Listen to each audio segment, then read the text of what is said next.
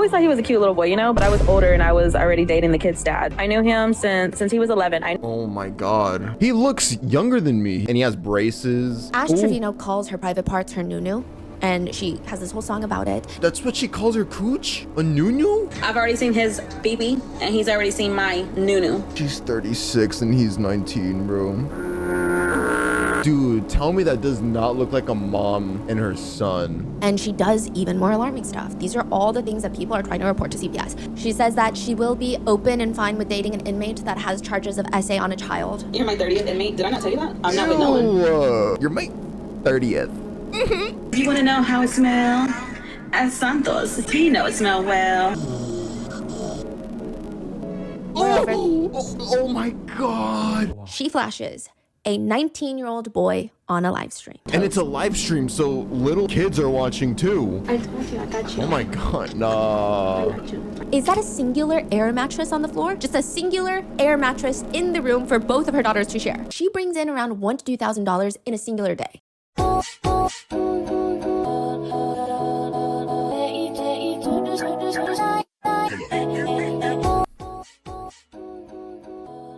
I am back.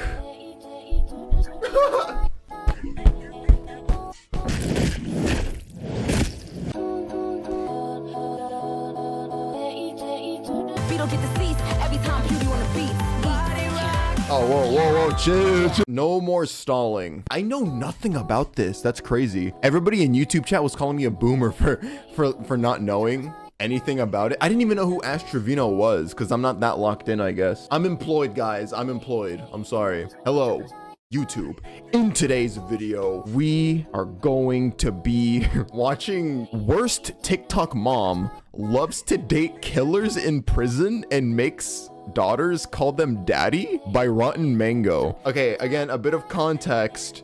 I don't know who Ash Trevino is, but everybody in chat was telling me, hey, did you hear about the Ash Trevino thing? And I was like, no, I'm employed. I think she's a TikToker. I think somebody in chat said she likes them young. Is she a diddler? She hangs out with teenagers. Oh, wait, how old is she? She's ooh. Before we get into today's video, as you can see, we are streaming on Twitch right now. Say hi, chat, say hi to YouTube. No, yeah, we watch videos like this all the time. Vocaloid as well, of course. Yeah, we also play games sometimes, so make sure you join us, and also make sure to follow me on Instagram and Twitter to stay updated on what I'm doing to your mom. Okay, I'm gonna shut up now. Bada bing, bada boom. Have you ever heard of the Russian sleep experiment? It's a fake fictional story. It's a creepypasta where 5 subjects, they're prisoners of war. They're given the option. You can take part in our sleep study where you will be awake for 30 full days. You don't get an inkling of sleep for 30 days, a month. And if you survive, if you make it to the end, you can be free. We're not gonna hold you prisoner anymore. You can walk out of here and nobody is going to hurt you. It's a singular month in exchange for the rest of your life. Why would you not take it? The experimenters, the researchers, they developed this special gas that's going to prevent the subjects from falling asleep. And the first 5 days, everything goes well. They hardly complain. They're like, this is the best thing ever. We're going to be free in 25 days. After the first 5 days, the subjects start exhibiting severe paranoia. They stop talking to each other. Their only companions in the entire study, they turn on each other. They start whispering into the microphones for the researchers.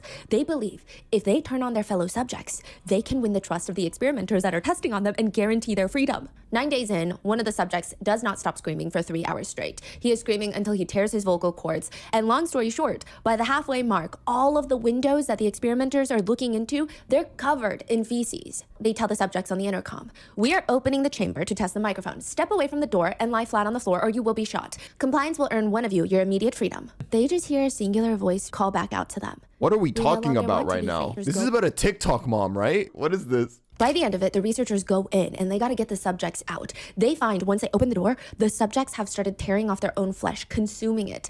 The researchers are providing the medical care that's needed to save them. But in the end, the subjects, they all want to go back into that chamber. They all want more of that stimulant gas.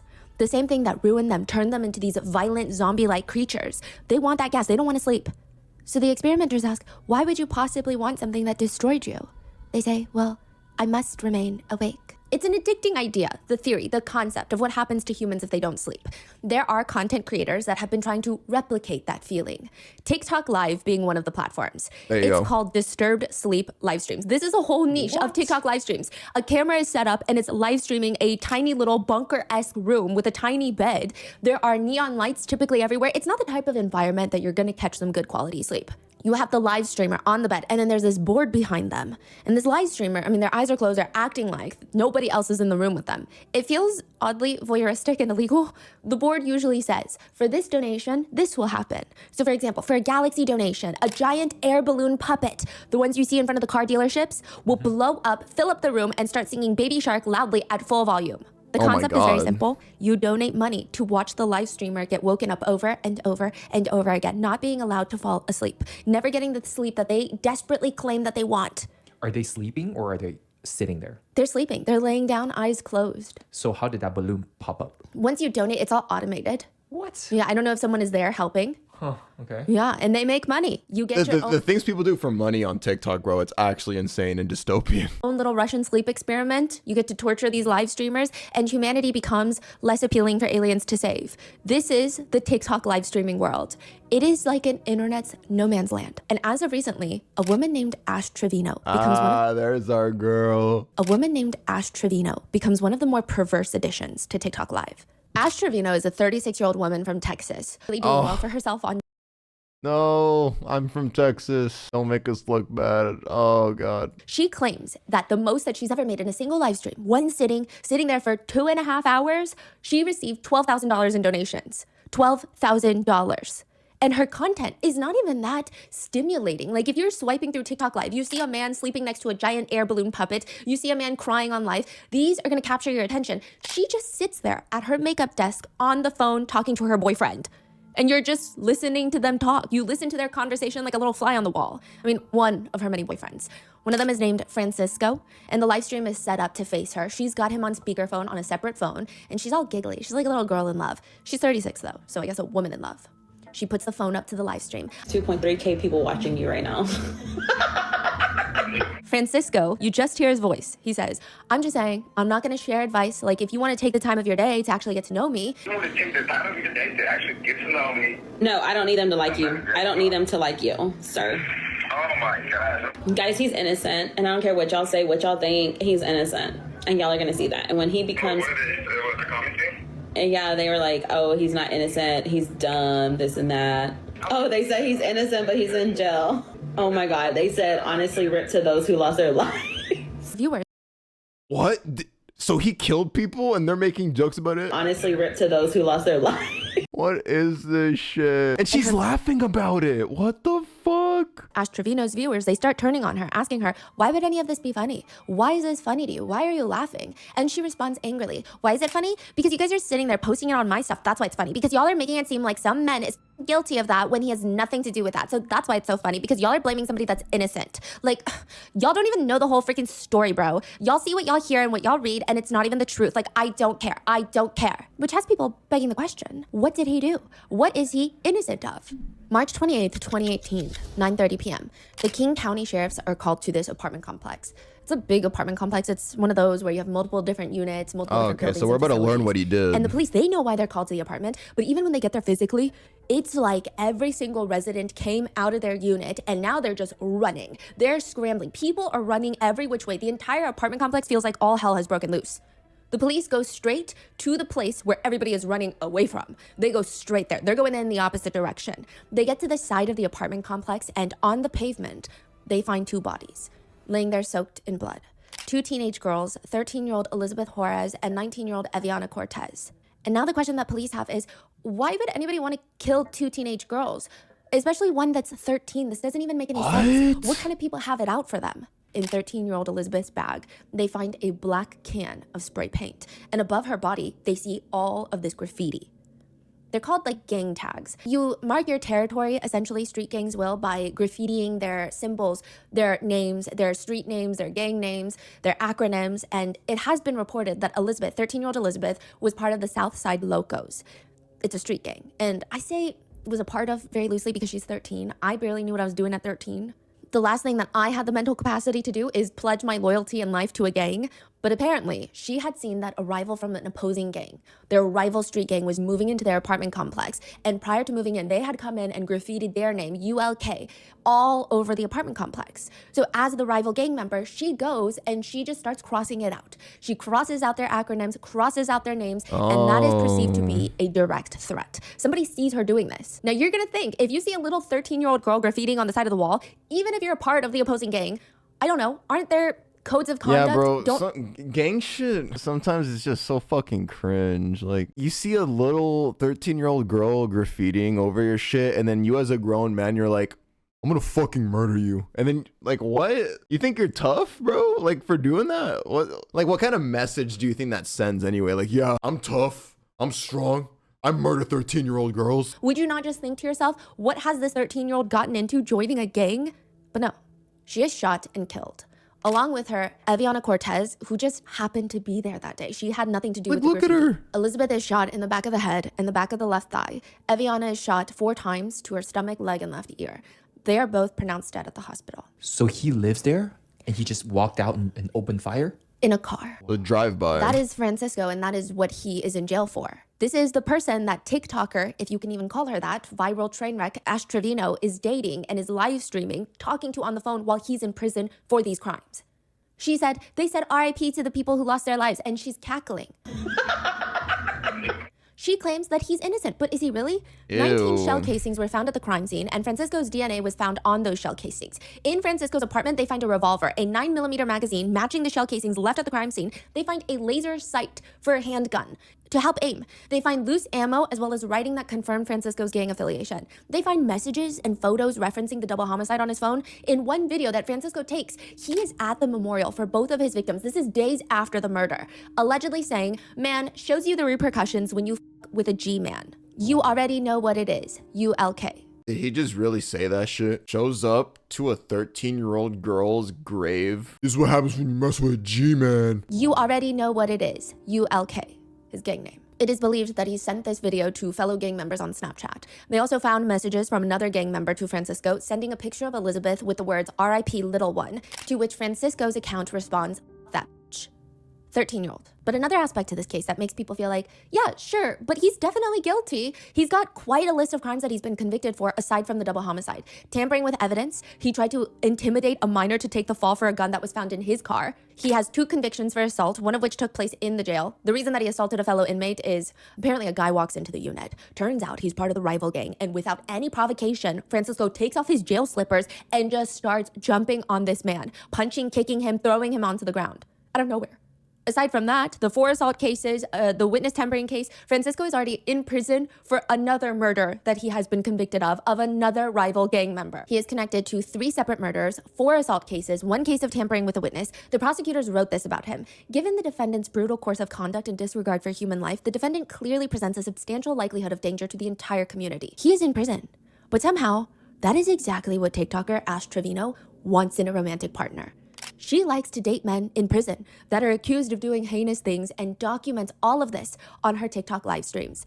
Netizens are getting involved. I doubt she even likes it. I think she knows it gets views. Like, she sees the views that her lives get, obviously the money. That's the first thing people look for. So I think now she's just milking it. Because think about it, if the cameras weren't rolling, do you really think she would be trying so hard to get with like random motherfuckers just in jail? I think, yeah, no, that's just the more dystopian part about it. Fame, clout, and money. Okay, fame and clout kind of go hand in hand, but clout and money online makes people just forget all their morals. I 1000% believe a woman like this would date like Jeffrey Dahmer if she could stream it. That's an important detail. She would date Jeffrey Dahmer or some other mass killer if she could stream it. In real time to try and call the authorities to get her children taken away from her and her prison boyfriends. They want to save her kids from her. Her being Ash Trevino, the now infamous inmate hopper. Oh, wait, y'all weren't joking. I thought y'all were like kind of I thought you guys came up with that name for her, inmate hopper.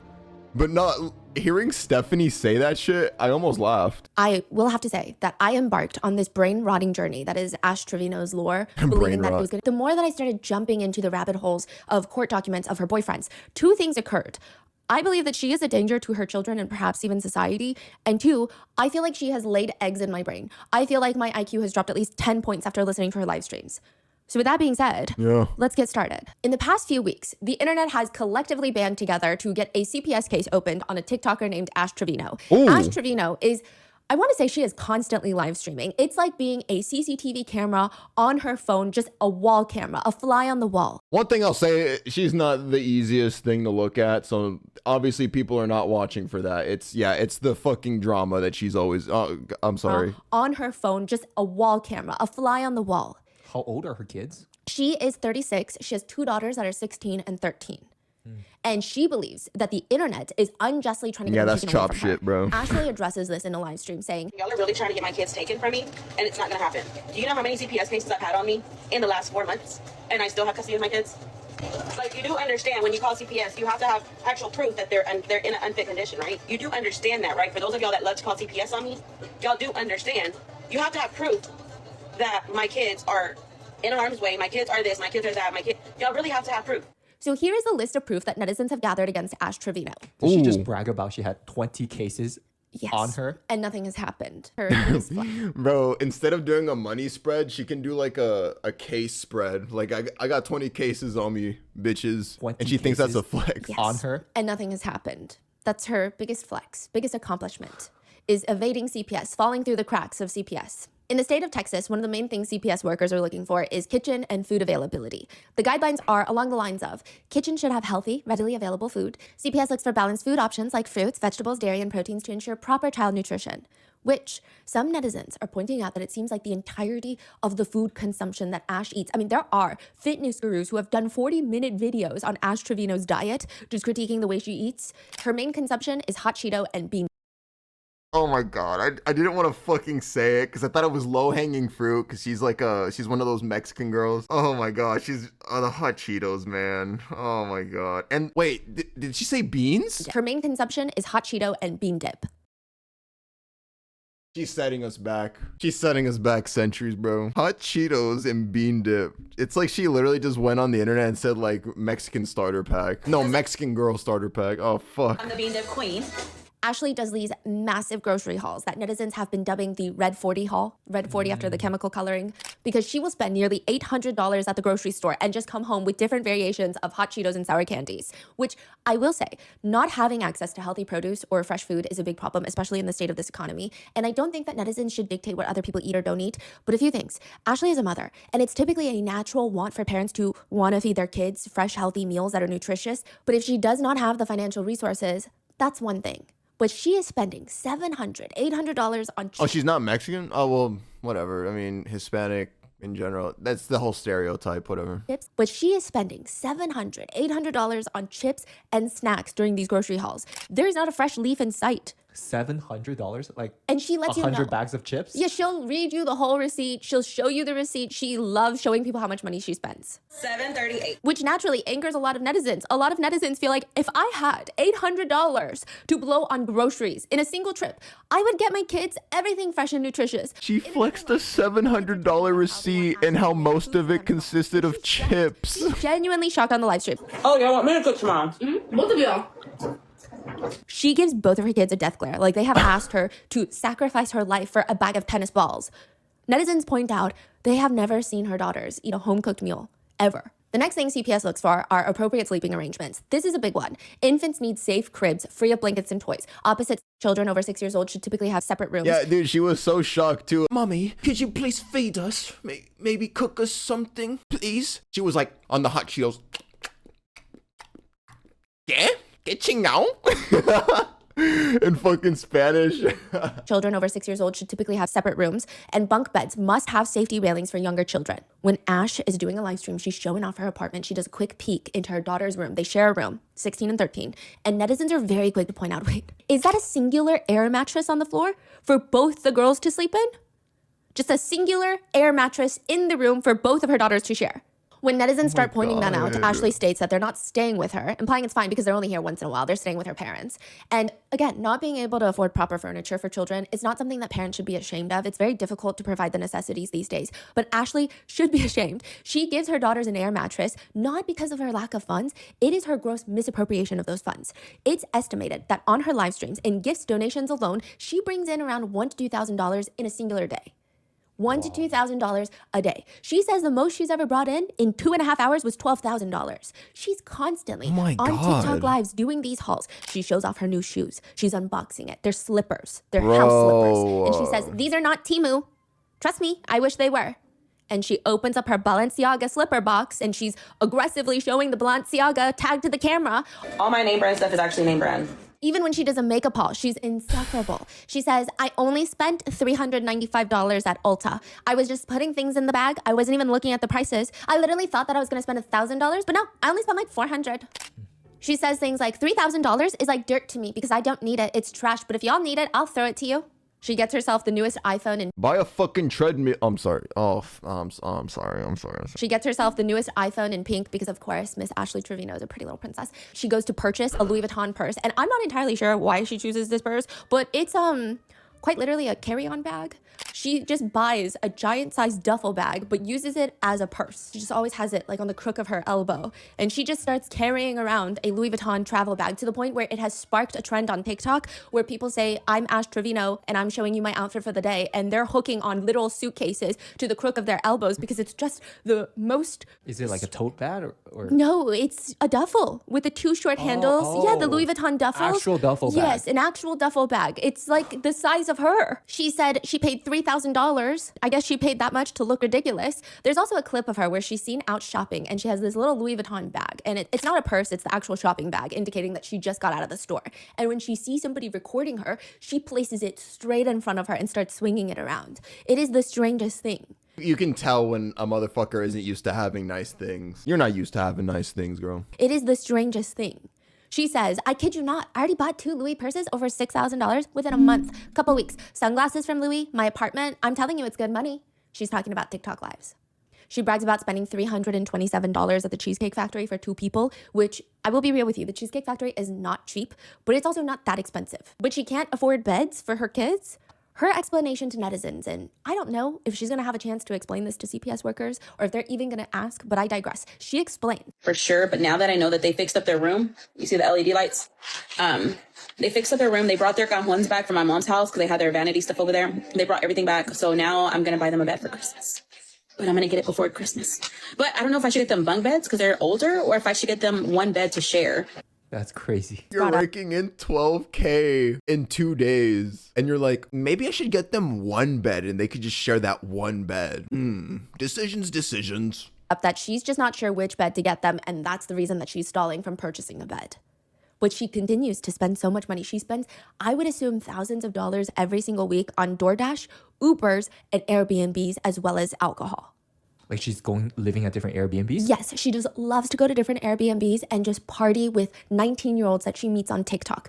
This is a 36-year-old woman. This is oddly infuriating, but it's not just material goods that she's purchasing. At what material goods that she's purchasing? At one point, Ashley leaves her kids at home to go to Disneyland. She lives in Texas, so she flies to Disney, which Disney adults, great, do your thing. But also, if you have children and you love Disney, I can't imagine not wanting to experience it with them. When netizens call her out on this, like, this is so weird. You've got 2 girls and you go to Disney by yourself? I didn't take them to Disney. I've said this before. If you were not on that live, I'm sorry you weren't there. But I did not take them to Disney because my kids do not fly. What do you mean when she said that they don't fly? They don't like to Guys, they're scared of rats, so they don't like Mickey. get on an airplane, which is not true. Her kids have TikTok accounts, and one of them debunked her, literally saying, I don't know why she said that. Like, I fly. Like, I'm not scared of airplanes. This is so weird. And The kids themselves were like, that's take them bullshit. is because of school. Why doesn't she just take them when they're on break? It's not like she has to go Monday through Wednesday. She could go on the weekend or during spring break. But the bragging never ends. Ashley Trevino even casually brags about getting a BMW. She just is in a BMW one day. She's sitting there eating In-N-Out live streaming and she's showing her face. So she's sitting in the driver's seat eating In-N-Out and she goes, y'all, I'm eating In-N-Out. And then she takes time to reverse the camera to show the steering wheel and she said, okay, I got a BMW and it suits me. Sunroof and it's nice. Like it has an LED light over here and over here on the dash as well. Did she buy a BMW or Yeah. is she... So clearly she can afford a bed. She also makes fun of her friends for flying Spirit while she flies first class. It is expected by CPS that parents provide a safe environment for their children. Interactions between family members are evaluated to identify nurturing relationships or potential signs of emotional or physical abuse. In another live stream, Ashley is on live while she's on the phone with her daughter. She asks her daughter, do you want lip fillers? Which her daughters, even if they were of age, they're 13 and 16, I wouldn't feel comfortable with my mom asking me that. I would feel pretty insecure. Do you want lip filler? No, my lips are actually big. They're not that big, baby. Okay, but they're big enough for me. They're not that big. Why are you being a hater? Let me see. They look like the same size as yours. No, they don't. Mom, yes they do.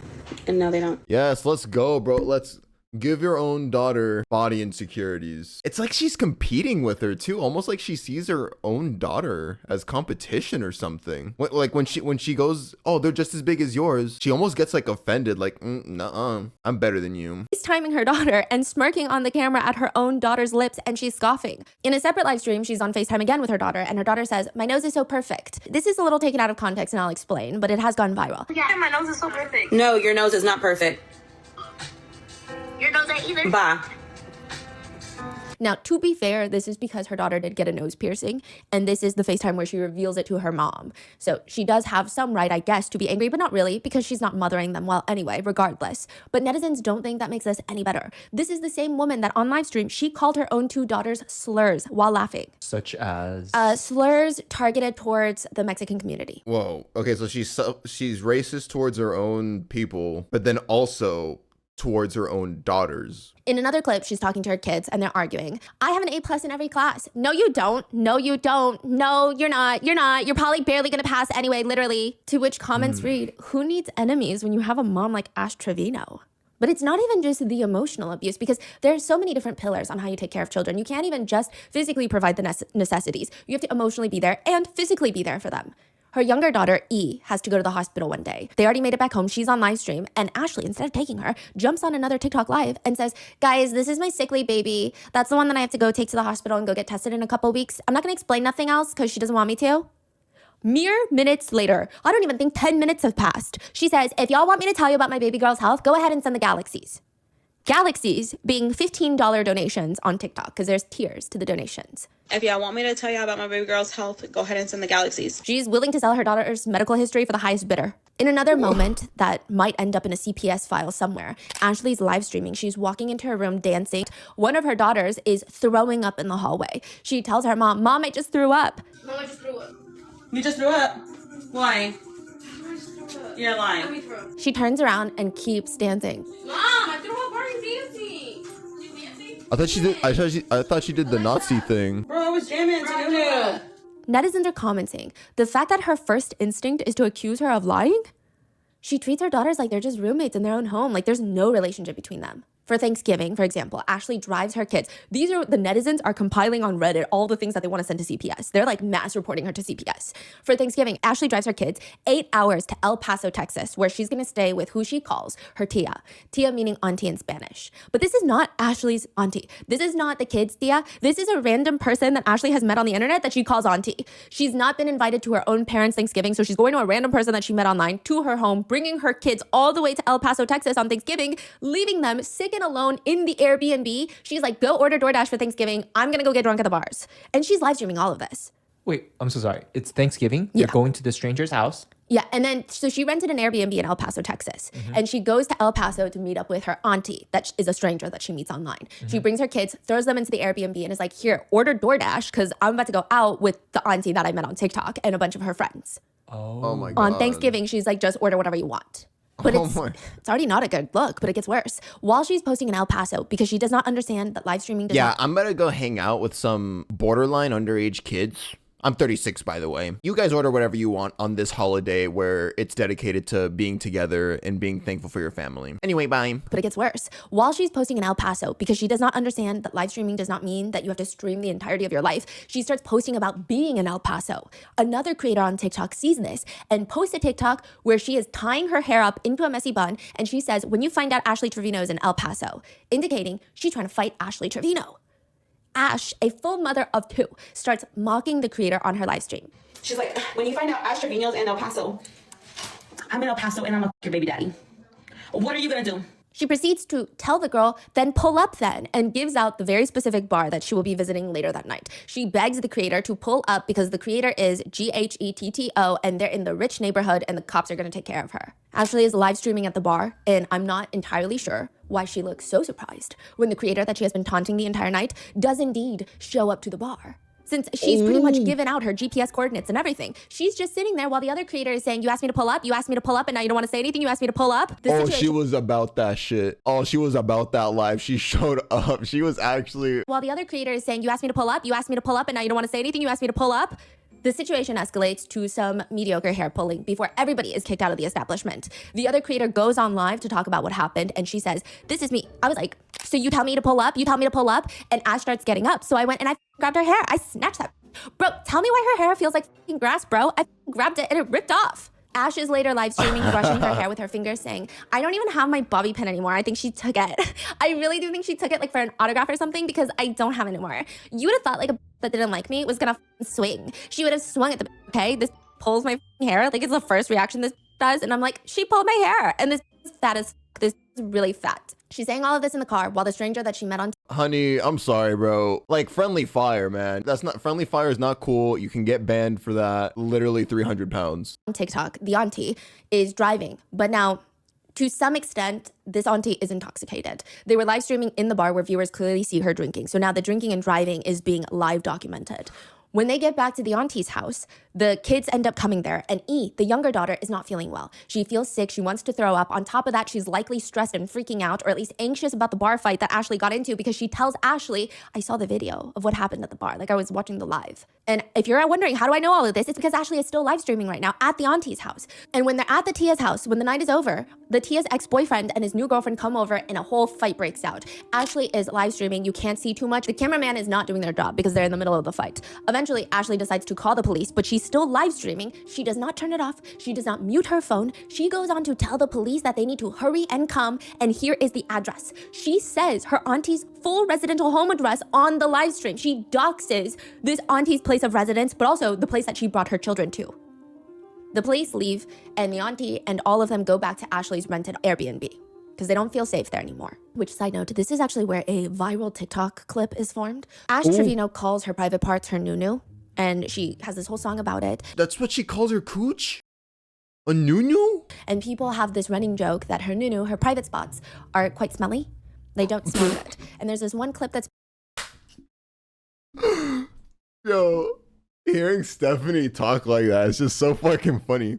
Like she tries to keep it elegant, she tries to keep it classy, but it's just so funny. Private spots are quite smelly. They don't smell good. And there's this... It's quite smelly. And she's asking her auntie, does it smell? Yeah, does it smell? Does it smell? Does it smell? Does it smell? Does it smell? Does it smell? Did it smell? She asks people? And she's asking her like 10 times while she's on live stream. Did it smell? Did it smell? Ew! She looks like she smells here.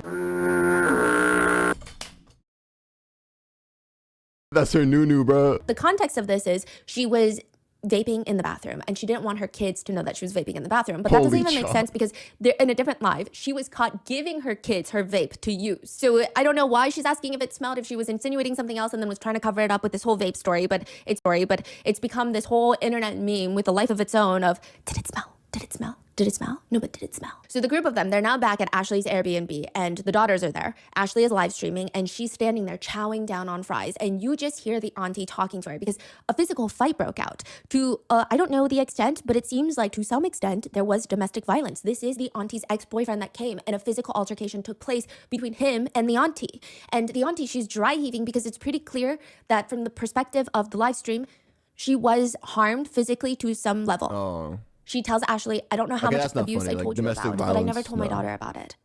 It is so ridiculous because Ashley continues chowing down on the fries that someone even comments, and back to the food we go. The El Paso incident it becomes dubbed that in the Ash Trevino lore, is just this incredibly idiotic and unsafe situation. The drinking and driving, obviously, but also the fact that Ashley is egging a stranger to come and fight her, even though her kids are in town. She doxes her auntie. She confronts the stranger at the bar. I mean, there's so much going on, and it's just flat out dumb. But the most mind-numbing thing, the most mind-numbing part of all of this is this isn't even the first time that somebody pulls up to fight Ashley. She has been through this whole rodeo before. Ashley has started getting herself into altercations with other TikTokers, one of them being a creator by the name of Tampa Bay, who has taken the initiative to create a GoFundMe to support her travel fees to go to Ashley's home to physically assault her and pull up, which I like to mind my own business most of the time. I don't know the first thing about Tampa Bay, but I do know that Ashley should understand that whatever she is doing online is going to come back to her kids. Wait, who's that? Who's that? Wait, who's that? This is one of those girls I would not fight. These kind of girls, they can do damage, bro. They can do some damage. Itself into altercations with other TikTokers, one of them being a creator by the name of Tampa Bay, who has taken the initiative to create a GoFundMe to support her travel fees to go to Ashley's home to physically assault her and pull up, which I like to mind my own business most of the time. I don't know the first thing about Tampa Bay, but I do know that Ashley should understand that whatever she is doing online is going to come back to her kids. There are creators out there that are wanting to find Ashley's home and confront her home where her kids often stay. It's a dangerous situation overall. Ashley would even tell Tampa Bay, pull up to my house then, pull up. Tampa Bay said she was gonna come in 5 weeks. I'll be waiting. Tampa Bay does in fact pull up.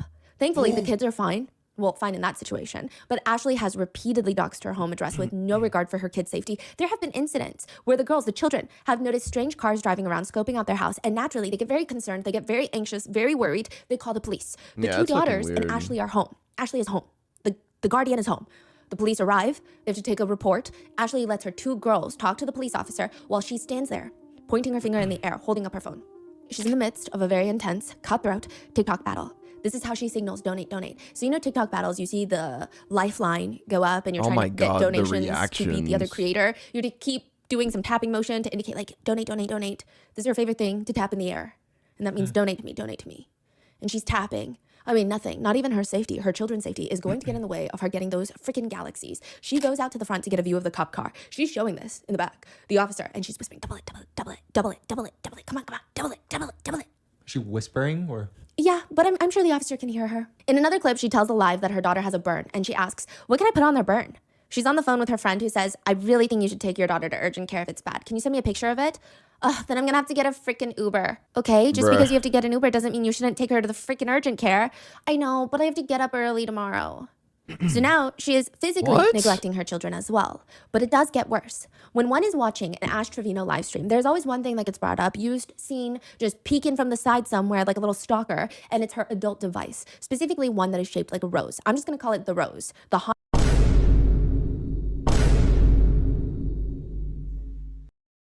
Oh, bro, imagine. Oh, I'm gonna throw up. That shit probably rotting away, bro. That shit's probably like melting and shit. She got that acidic, like scarlet rot new. And it's her adult device, specifically one that is shaped like a rose. I'm just gonna call it the rose, the haunted rose. And when she is confronted with the fact that she just has him laying it around in a home where she has a 13 and 16-year-old daughter, I mean, why? Why not put it in a drawer like a normal person? She's asked on live, why do people support you when you have toys in front of your minor kids? And she screams, do they f***ing use them? They still touch them, asking, what should we name these? So to give you some context, there was an incident that this creator is referring to from a separate live stream. Ashley she's charging the haunted rose. And I guess one of her kids spots it and is like, what is this that's charging? Ew, why is that thing charging? Can you leave my rose alone? Bro, leave my rose alone. She needs me in a little bit. And the daughter asks, what's her name? Who? The rose? What's her name? Oh, I haven't named her yet. What should we name her? It's just out in the open? H. She says her name. Her own name. The daughter says her own name. Because she's 16. She doesn't know what's going on. And the mom says, ew, I don't want to name her that. Ashley just has this strange belief that is so untethered from reality that if she says something during a live stream, it just goes floating into the ether. It can never be used against her. She admits to her viewers on live that she used to have this crazy animosity towards her eldest daughter. She says she didn't even like the fact that her children's father always paid more attention to their daughter than to her. That is wild. No, you know what? Yeah, somebody pointed this out in chat. In Hispanic households, this is pretty common, where insecure mothers, like when they have children or daughters, they get like competitive with their own with their own daughters, almost like they're another girl, like almost like some Mean Girls type shit in high school where they antagonize them, where like, oh, I have to be prettier than them. I can't let them be prettier than me or outshine me.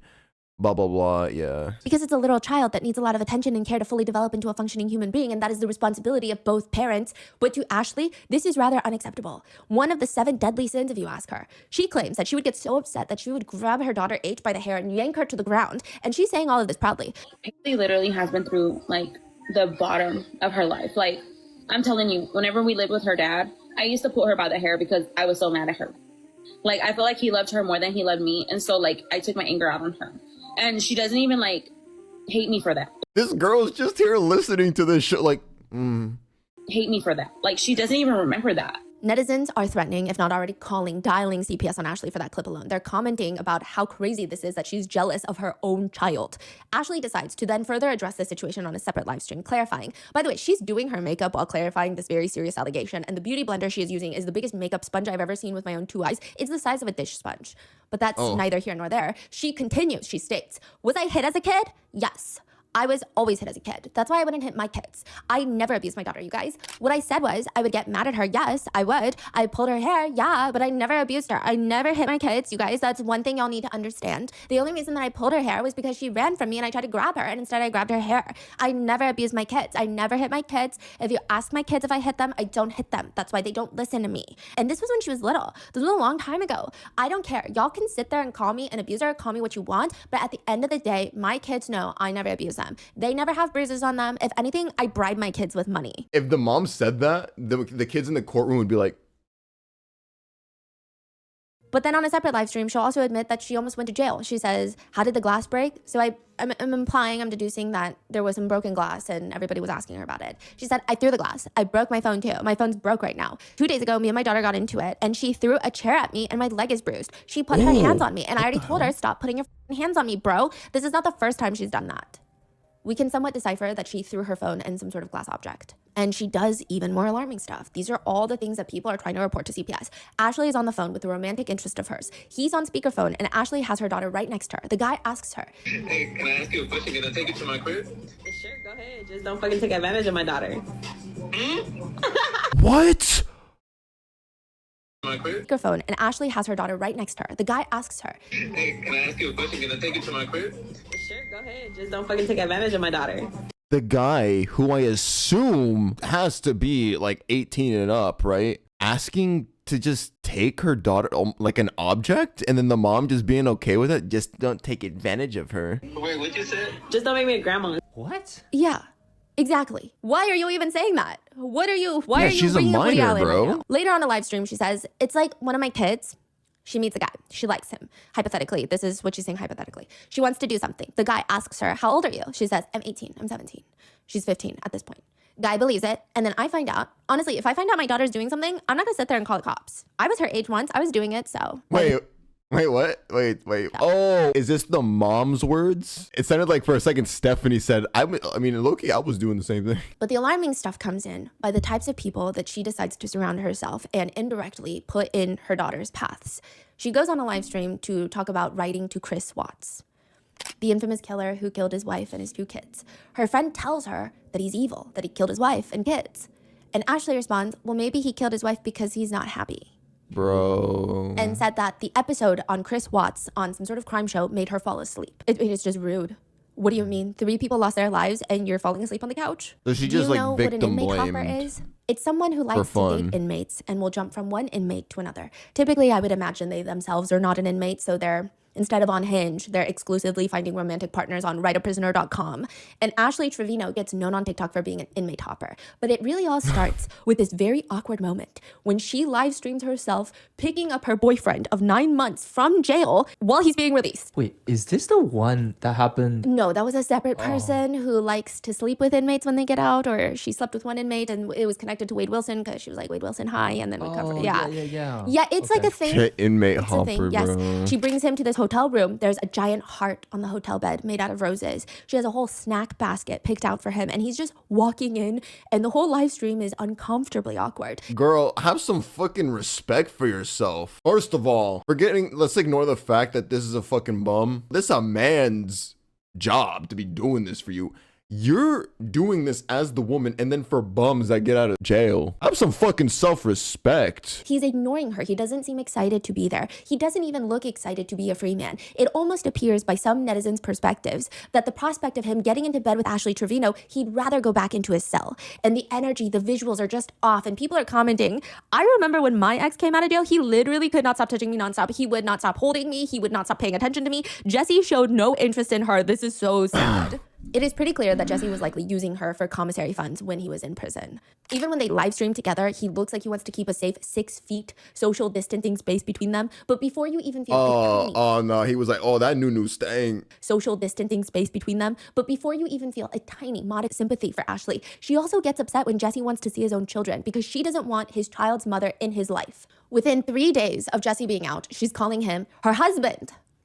People are confronting her about the fact that he has his child's mother's face tattooed on him. And they tell her, hey, are you not upset? They're just trying to start drama. Okay, they're egging her on, the netizens. They're like, are you not upset? You don't want your face tattooed on Jesse? And she gets very defensive. I'm good. I don't need a tattoo to symbolize what I am to my husband. As long as I know where I stand with my husband, we're fine. But she gets his TikTok handle tattooed on her. Not even his name, the TikTok handle. Like, at Rotten Mango, imagine you tattooing that. Wait, she tattooed it on her body? Yes. Not even his name, the TikTok handle. Somebody save this torta. Somebody please save this torta. The relationship lasts somewhere in the ballpark of 8 business days before Ashley is on live stream ranting, clapping her hands as if we are the ones to blame for this. She says, and that's what irritates me. Y'all think you know him? Y'all don't, bro. I was with him for 9 months, holding him down, and he's talked so much crap about me. The tears that I have to hold back when I see him. Look, he's requesting again to be in my live stream. He's requesting again. Jesse is not a nice person. Jesse is a really mean, ugly person. Y'all don't know what I've had to endure the last 2 weeks, okay? I'm not wanting to bash him. He's not a nice person. Jesse let all these females make him feel like he was just the luckiest man out there. He was just using me for clout because without Ashley, Jesse is not nothing. Without Ashley, there is no Jesse. I made Jesse. She's 36. Later in a video, she responds, why did you guys break up? So she's like reading the comments. Why did you guys break up? Because of social media. A lot of females were in his inbox. I just didn't have the trust. I would tell him I wish he was back in prison because I trusted him in prison because nobody knew who he was. Nobody was writing. Yeah, she really showed her age right there. She called it an inbox. I would tell him I wish he was back in prison because I trusted him in prison because nobody knew who he was. Nobody was writing to him. He wasn't calling them. You know, when he came out, I let him have social media. I gave him a little cheap phone. I told him, make a TikTok. I said, make a TikTok, babe. And that was my biggest mistake, was to let him get involved in the social media life. How many followers does she have? It's hard to say because she keeps getting her accounts deleted. I mean, because she'll People just report her and yeah, and then she'll just completely flash her entire bare chest on a live stream on TikTok. There are also some very strange moments in this whole relationship saga with Jesse. Ashley goes on So live. she just, like, where her flashes daughters are her TikTok? moderators. I don't know if they were her moderators for every single live, but the fact that they are her moderators and they have frequently said, like, mom, don't do this. Mom, don't say this. They'll come into the room sometimes while she's live streaming to say, stop doing this. So it's pretty clear that they know what she's doing on live. They're watching. She states, to be honest, you guys, it's just going to give Jesse more clout. Just kidding. He has an 8-inch. I mean, the first day we did it like, 5 or 6 times, if I can remember, maybe a little bit more the first day. The first weekend was pretty wild. I literally could feel him like up here. And I would tell him like, it hurts. Like The width, I guess. In a separate live. He hit it raw. Oh, he hit that stinky new raw. Meanwhile, Jesse is on a separate live stream where he claims that he had to put a blanket to cover Ashley Trevino's entire body and face because he could not get excited for activities without that. You're kidding me. Yeah, no. Bro's dick probably came out all black and shit, like all rotted. That's crazy. Did you like put like a bag over her head when you guys, I put the blanket all over her. I just wanted to see that. If I seen anything else, it wasn't gonna work out. You know what I'm saying? The top comments are, mind you, this is my phone. Woke up. He got on live Soon calling after her their chop breakup, Ashley shit. starts hinting at the fact that she might be pregnant. And hinting is a severe understatement. She might as well have tattooed it on her. Potentially pregnant. She tells her viewers, I was ovulating the day after the day he came home. We can all be your baby daddy. You want to be my baby daddy? No, I already told Jesse that if I'm pregnant, I told him on the way to Irving. I said, on the way to Irving, I told him, I said, look, if I'm pregnant, because I told him, I said, I start my period in 3 days. And he's like, what are you telling me? I said, I'm just saying, I start my period in 3 days. And he's like, what are you telling me, Ashley? And I was like, no, I'm just saying, like, just in case, something happens and I'm pregnant, I don't need you to be there for me. I said, I can raise this baby on my own. I've raised 2 of them on my own. I don't need you to be here to raise my baby. people were so confused by this. I raised 2 of them on my own. Yeah, feeding them nothing but Cheetos and making them share a bed when you're making thousands of dollars a month. People were so confused by this. People started putting the dates together, and Ashley's digital footprint has likely accelerated climate change by at least 24 months. She is live streaming every single waking moment of her day, which is not a great thing to do if you don't want to get caught in your own lies. People are running through the timelines to point out, wait, if she was pregnant, then she had her period on this date, then she would have known that she was pregnant if she missed her period. But those days that she would have known that she was pregnant or potentially pregnant, she was just drinking and live streaming all the time. When she's confronted with this, netizens are very upset because that's a very serious thing to do, is drink while potentially pregnant. And she says she's drinking because she's not 1,000% confident that she's pregnant when you can just take a pregnancy test. She says that she merely has a suspicion that she's pregnant, but she didn't take a test yet. It is the very accurate, very true intellectual theory that if you don't know, it does not exist. She says, once I find out for sure that I'm pregnant, I'm not drinking. I am off of it for 9 months. But she's also very upset that her viewers care about her drinking alcohol and potentially being pregnant. She says, I'm not going to answer yes or no if I'm pregnant. That's not what I'm going to do. You're going to have to wait. Y'all are not anybody important to me. So for me to just sit here and say, no, I'm not pregnant. Yes, I'm pregnant. Y'all are not important to me. I don't even know you. Very quickly, the newfound pregnancy becomes Ashley's entire personality. She streams, y'all, I have never been so scared to bring a baby into this world. Because when I brought them to, I was with their dad. Me and their dad were married each time. All of a sudden, she cares about this privacy. One was planned too, but I'm not with Jesse no more, and I'm scared. I'm scared. In another live stream, though, she complains, today my back has been killing the fuck out of me. Like, I told Lisa, I said, girl, I feel like I'm about to start my period. And I just got off my period. And everyone's like, how would you just get off your period if you're potentially pregnant? Eventually, the story becomes too ridiculous to sell. I mean, at some point, even the trees in your backyard are going to start putting 2 and 2 together, like none of this is making any sense. And ultimately, she addresses the pregnancy situation by saying, were you ever pregnant? Yes, unfortunately, I was. But the stress gets to you. So unfortunately, I was. And I was very sad, but I was happy at the same time, hinting at the fact that she suffered from a miscarriage from the stress. The comments read, she reminds me of one of those high school girls that would say that they're pregnant for attention and then end up, quote, losing the baby. Oh, you know, that wouldn't surprise me. I mean, she's displayed a lot of attention-seeking behaviors. Like, she'll do anything for the views and everything. It actually wouldn't surprise me if she did lie about the pregnancy in general, and she just like made up the miscarriage. Or maybe she found out she was pregnant, simply had an abortion done, but then lies that it was a miscarriage for sympathy money. But later on, Jesse explains in a live stream that Ashley terminated the pregnancy, or at least that's what he thought, that she did not suffer from a miscarriage. To which Ashley responds on live, nobody was supposed to know that I had an abortion. And he literally just told everybody that I had an abortion. But I had an abortion because I didn't want to have his baby. Hey, Daddy. I absolutely believe in my freedom of choice as a woman, but I think the difference between having it be a choice versus having a miscarriage are completely separate things, especially in this situation. She originally claimed that she lost her baby due to stress, and that is not a choice. Netizens were obviously sympathizing with her after that, and even had she said, I made the choice to do this because I don't think I'm going to be a fit parent to a newborn right now, I mean, I guess it depends on everybody's beliefs, but I think that's perfectly normal. But netizens were obviously sympathizing with her, donating so much more to her because they thought that she had suffered this very traumatic thing that a lot of netizens can relate to, but it was a lie. In another clip, she says, he's just mad because I aborted our baby. I never wanted to have his kid anyways. Dude, this is who Ash thinks she looks like. In another clip, she says, he's just mad because I aborted our baby. I never wanted to have his kid anyways. I'm literally glad I got rid of our baby. I didn't want nothing from him. What makes this even worse is the fact that in a separate live stream, this is when she was telling the whole world and everybody's mother that she might be pregnant. She says, if I'm pregnant, I'm keeping the baby. I already told my kids. I told them, there's a possibility. So she's getting her minor children emotionally and potentially just mentally involved in this. With Jesse's relationship with Ash Trevino, that's where she really starts gaining a lot of TikTok fame. But people find out this is not her first relationship with an inmate. In fact, there was a previous one that she documented heavily through Instagram by the name of Gonzalez. This was her previous husband that was in prison. She'd introduced her children to them. She had brought her 2 very young daughters. At this point, the eldest was about 10 years old when she brings them to prison to meet this prisoner that she has now decided to marry. So through her Instagram, we find out that she's posting pictures of the girls visiting Gonzalez. And she writes, we had a great visit today and so blessed that both of our girls were able to go see daddy. This is the part that is so sick and twisted. This is not the girl's biological father, but she almost convinces them, or maybe she's telling them to call him daddy, or is convincing them that this is their new daddy. I don't know. She writes, you can see the happiness on his face. Our first family picture, only one more glass visit until he gets to hug us all, which I'm not sure you should be taking your children to prison to hug random inmates, but she even introduces Isaiah as the youngest's daddy to the world. She keeps doing this. She's saying, like, this is E's daddy. but he's not. He's not biologically her dad. He's not her dad anything. She posts more pictures of them meeting in prison. They're holding up hand hearts. She's hashtagging it going Gonzalez because she's trying to marry him and his last name is Gonzalez. How do you think the kids feel? Probably like confused and like, what the fuck? Like, who is this guy? And our mom's just making us pose with him like we grew up with this motherfucker. She's hashtagging it going Gonzalez because she's trying to marry him and his last name is Gonzalez. And like, ma'am, this is not a reality show. She'll hashtag love on lockdown. My heart is in Iowa Park, which is where his prison is located. But should her heart not be at home with her own 2 children? She posts another one where Isaiah is holding E, her youngest daughter, in his arms, physically, during visitation. She captions it, "Today we had the best visit with my husband and her daddy. It's always hard leaving him behind." Again, this is not E's biological father, let alone her daddy. Her dad, this is just some random inmate.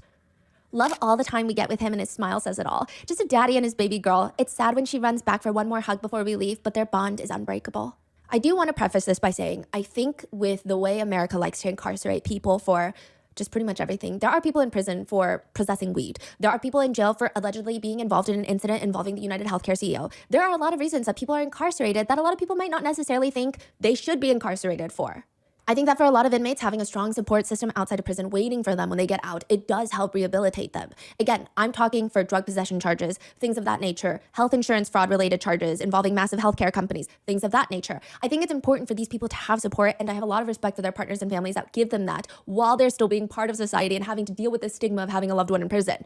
However, finding inmates to date because you like the idea of being a prison wife is beyond my level of comprehension. Yeah. Ashley posts on Instagram, August of 2019. She posts 2 pictures captioning, "Life had us in different paths, but just know he makes me happy and he asked me to marry him." And I said, "Yes, I am future Mrs. Gonzalez." She goes on this whole rant. For those of y'all that know, y'all know, LOL. And for those of who don't know, now y'all do. People are going to judge us, but like we say, screw what y'all think. I have been here for him and plan to continue that throughout his entire journey that God has given us. Yes, he is away from me, but these years will go by so fast and I can't wait to become Mrs. Gonzalez. If y'all don't like us being together, then feel free to delete me, but he wanted me to let everybody know that he is mine and I am his. And for those of y'all that don't know, he asked me to marry him and got the blessings we needed to move forward with that. By the way, don't let those hate letters think it's gonna stop us. He's 36. Typing like this, by the way. All these emojis and... Soon being a prison wife becomes her whole DNA profile. She posts, "I'm a prison wife. My relationship is based on letters, time-restricted phone calls and visits that are few and far between. I'm judged for staying with a man that I could never imagine leaving. I go to bed alone every night and hold it down on the outside while he comes home. I never know when he'll be involved in a riot or moved far away from me. Despite all of this, he is worth the wait." So do we know what was his... We're about to get there, okay. yeah. She shows okay. So we're getting to the part. She's gonna tell us what he's in prison for. off sending 120 pictures, which I can only imagine they're X-rated pictures. She likes to say things like, "Being a prison wife is expensive," and I'm realizing that now because not only do I have my own bills, I still help him. He doesn't ask me for money though. It's just one thing that if I do, it's because I want to. I feel like it's my responsibility as a prison wife. Which, side note, a lot of inmates have stated that when it comes to picking a pen pal, if they have a choice, they do not go for the girls that are aesthetically conventionally the most attractive. They will go for the ones that they believe are the most desperate, the one that is craving a compliment, dying for attention, because that is who is going to put money in their commissary. It's like a job. You want minimum effort, maximum financial reward. They sit there, write letters, it takes time, but the inmates have time and they get taken care of through financial ways. Smart on his part. Yeah, she might think that she is the love of their life, the apple to their eyes. And if you send pictures, like Ash Trevino has sent 120 plus pictures in one go to be exact, they will 99% of the time pass around those pictures. But Ashley is in love. She posts wedding pictures with Isaiah Gonzalez, which are just pictures by herself, holding his picture because he's incarcerated. They're not going to let him out and take furlough to take wedding pics. So it's just her in the middle of the road, a literal road. Oh my God. Wearing a black dress and a white No flower self-respect. There is going to be a long road ahead of us in this journey, but with God, we will get through it. Right here in these pics, I'm walking that road alone. But even though he wasn't there physically, he's still here with me in this pic. This life isn't for everyone, but it is for me. Hashtag Mrs. Gonzalez. Hashtag my life is behind those walls. This is where things start to escalate. On a live stream, Ashley is telling the story of how she first met Isaiah because people start bringing it up. They're like, okay, so Jesse was not your first prison boyfriend, your first inmate boyfriend. So who is Isaiah that we found on your Instagram? And she says, well, everyone's wondering why this has happened. Oh, by the way, it is speculated that for all of her prison boyfriends, she's met some of them through Write a Prisoner, websites where you can see pictures of prisoners and decide if you want to be their pen pal or not. But those who know how the prison system works, they speculate that she is pretty well known in certain prisons, that she will talk to an inmate. They will recommend her to other fellow inmates. They'll say, hey, talk to this girl because she's going to put some money in your commissary. Oh, So she's literally an inmate hopper. She, for the lack of better phrasing, gets passed around, as in her number and contact information gets passed around to other inmates. But with Isaiah, she says, I actually knew him before he went to prison. She says, my prison life started in 2019. I reconnected with an old childhood friend, okay? She says okay a lot. She also says just kidding a lot, when she's definitely not just kidding. So, my prison life started in 2019. I reconnected with an old childhood friend, okay? Yes, I am 6 years older than this man. He is still currently serving time in TDC. So we reconnected back in March of 2019. We wrote snail mail letters up until August 2019. Then I set the phone up for this man. On our first phone call, he asked me to marry him. I liked him, so I said yes, and I've known him for years. So after 10 years of not seeing each other, he puts me on his visitation list. I come to go visit him. I drive almost 3 hours, and then we start the marriage process. We get married in November of 2019. But mind you, I was visiting this man every weekend up until 2020. Then COVID hits, and they shut visits down completely in March. I knew him since since he was 11. I knew him since he was 11 and I was like 15 or 16, maybe younger, because I was like 15. So he had to have been like 9 when I first met him. They used to go to our church. Oh my God. To see somebody at that age when you're 15 and then later in life still see them in a way where it's like, yeah, I'd still smash you when I saw you as a toddler. That's fucking weird. Church. I remember telling his mom, because I always thought he was a cute little boy, but I was older and I was already dating the kid's dad. So I couldn't be with Did he? That's just a crazy thing to say. I always thought he was a cute little boy. Wait, she said I was dating the kid's dad? Yeah, they were high school sweethearts. So she was dating someone age appropriate, because she's 15. He was like 15, I think. He was around the same age as her. Okay. And she was interested in a 9-year-old boy. Yeah, which is very alarming. Wait, I'm so sorry. What is dad? Someone's dad mean? The kid's dad. So she has 2 daughters. Their biological father is her high school sweetheart. Got it. That she started dating when she was 15. But she's saying, when I was 15, I was dating the kid's father. My kid's father, not his dad. But he was 9. Dude, that's exactly how I understood it. I thought at 15... she was smashing the 9-year-old kid's dad? What would you even call that? Family hopping? When I was 15, I was dating the kid's father. My kid's father, not his dad. But he was 9, and I couldn't be with him, And she says, once I got married, I used to always tell his mom. She used to tell Isaiah's mom. Because he grew up quick. I would tell his mom, like, I'm going to be your daughter-in-law one day. I'm going to be your daughter-in-law one day. And she's like, no, you're not. My son is too young for you. And then in 2019, I reconnected with her son. In prison? Yeah. Which is incredibly creepy, but she clarifies, okay, Isaiah was a minor when we first met, but I didn't date him when he was a minor.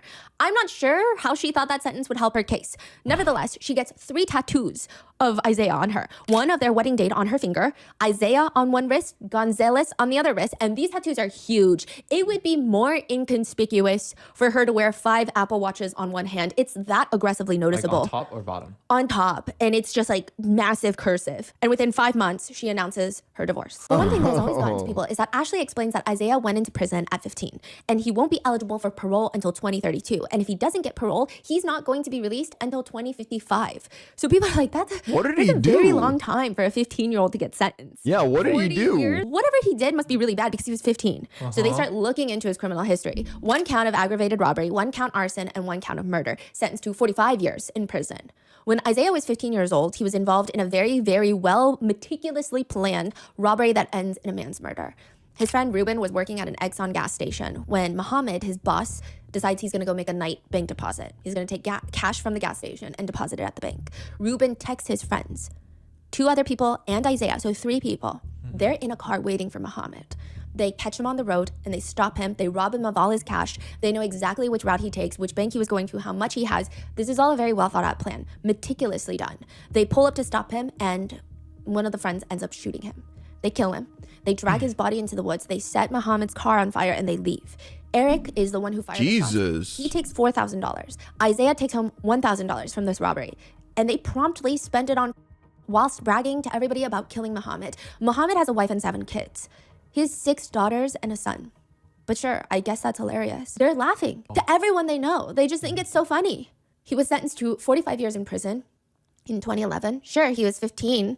But I mean, we all knew better at 15. This is not a situation where I don't think anyone can confidently say he was so young, he didn't know what he was doing, unless you're Ashley Trevino. But Ashley is posting on Instagram a word vomit collage. Second look Saturday. Meet Isaiah. He was given a 45-year sentence at 16 years old. Over the past 10 years, he earned his GED, OSHA, Electrical Level 1, Construction Craft Skills, Construction Site Safety Corps, all level certifications. In that period, he has also gotten married and become a wonderful stepdad to 2 beautiful daughters. He loves spending every weekend with his family during visitation at the All Red unit. He is involved in working as a supply clerk.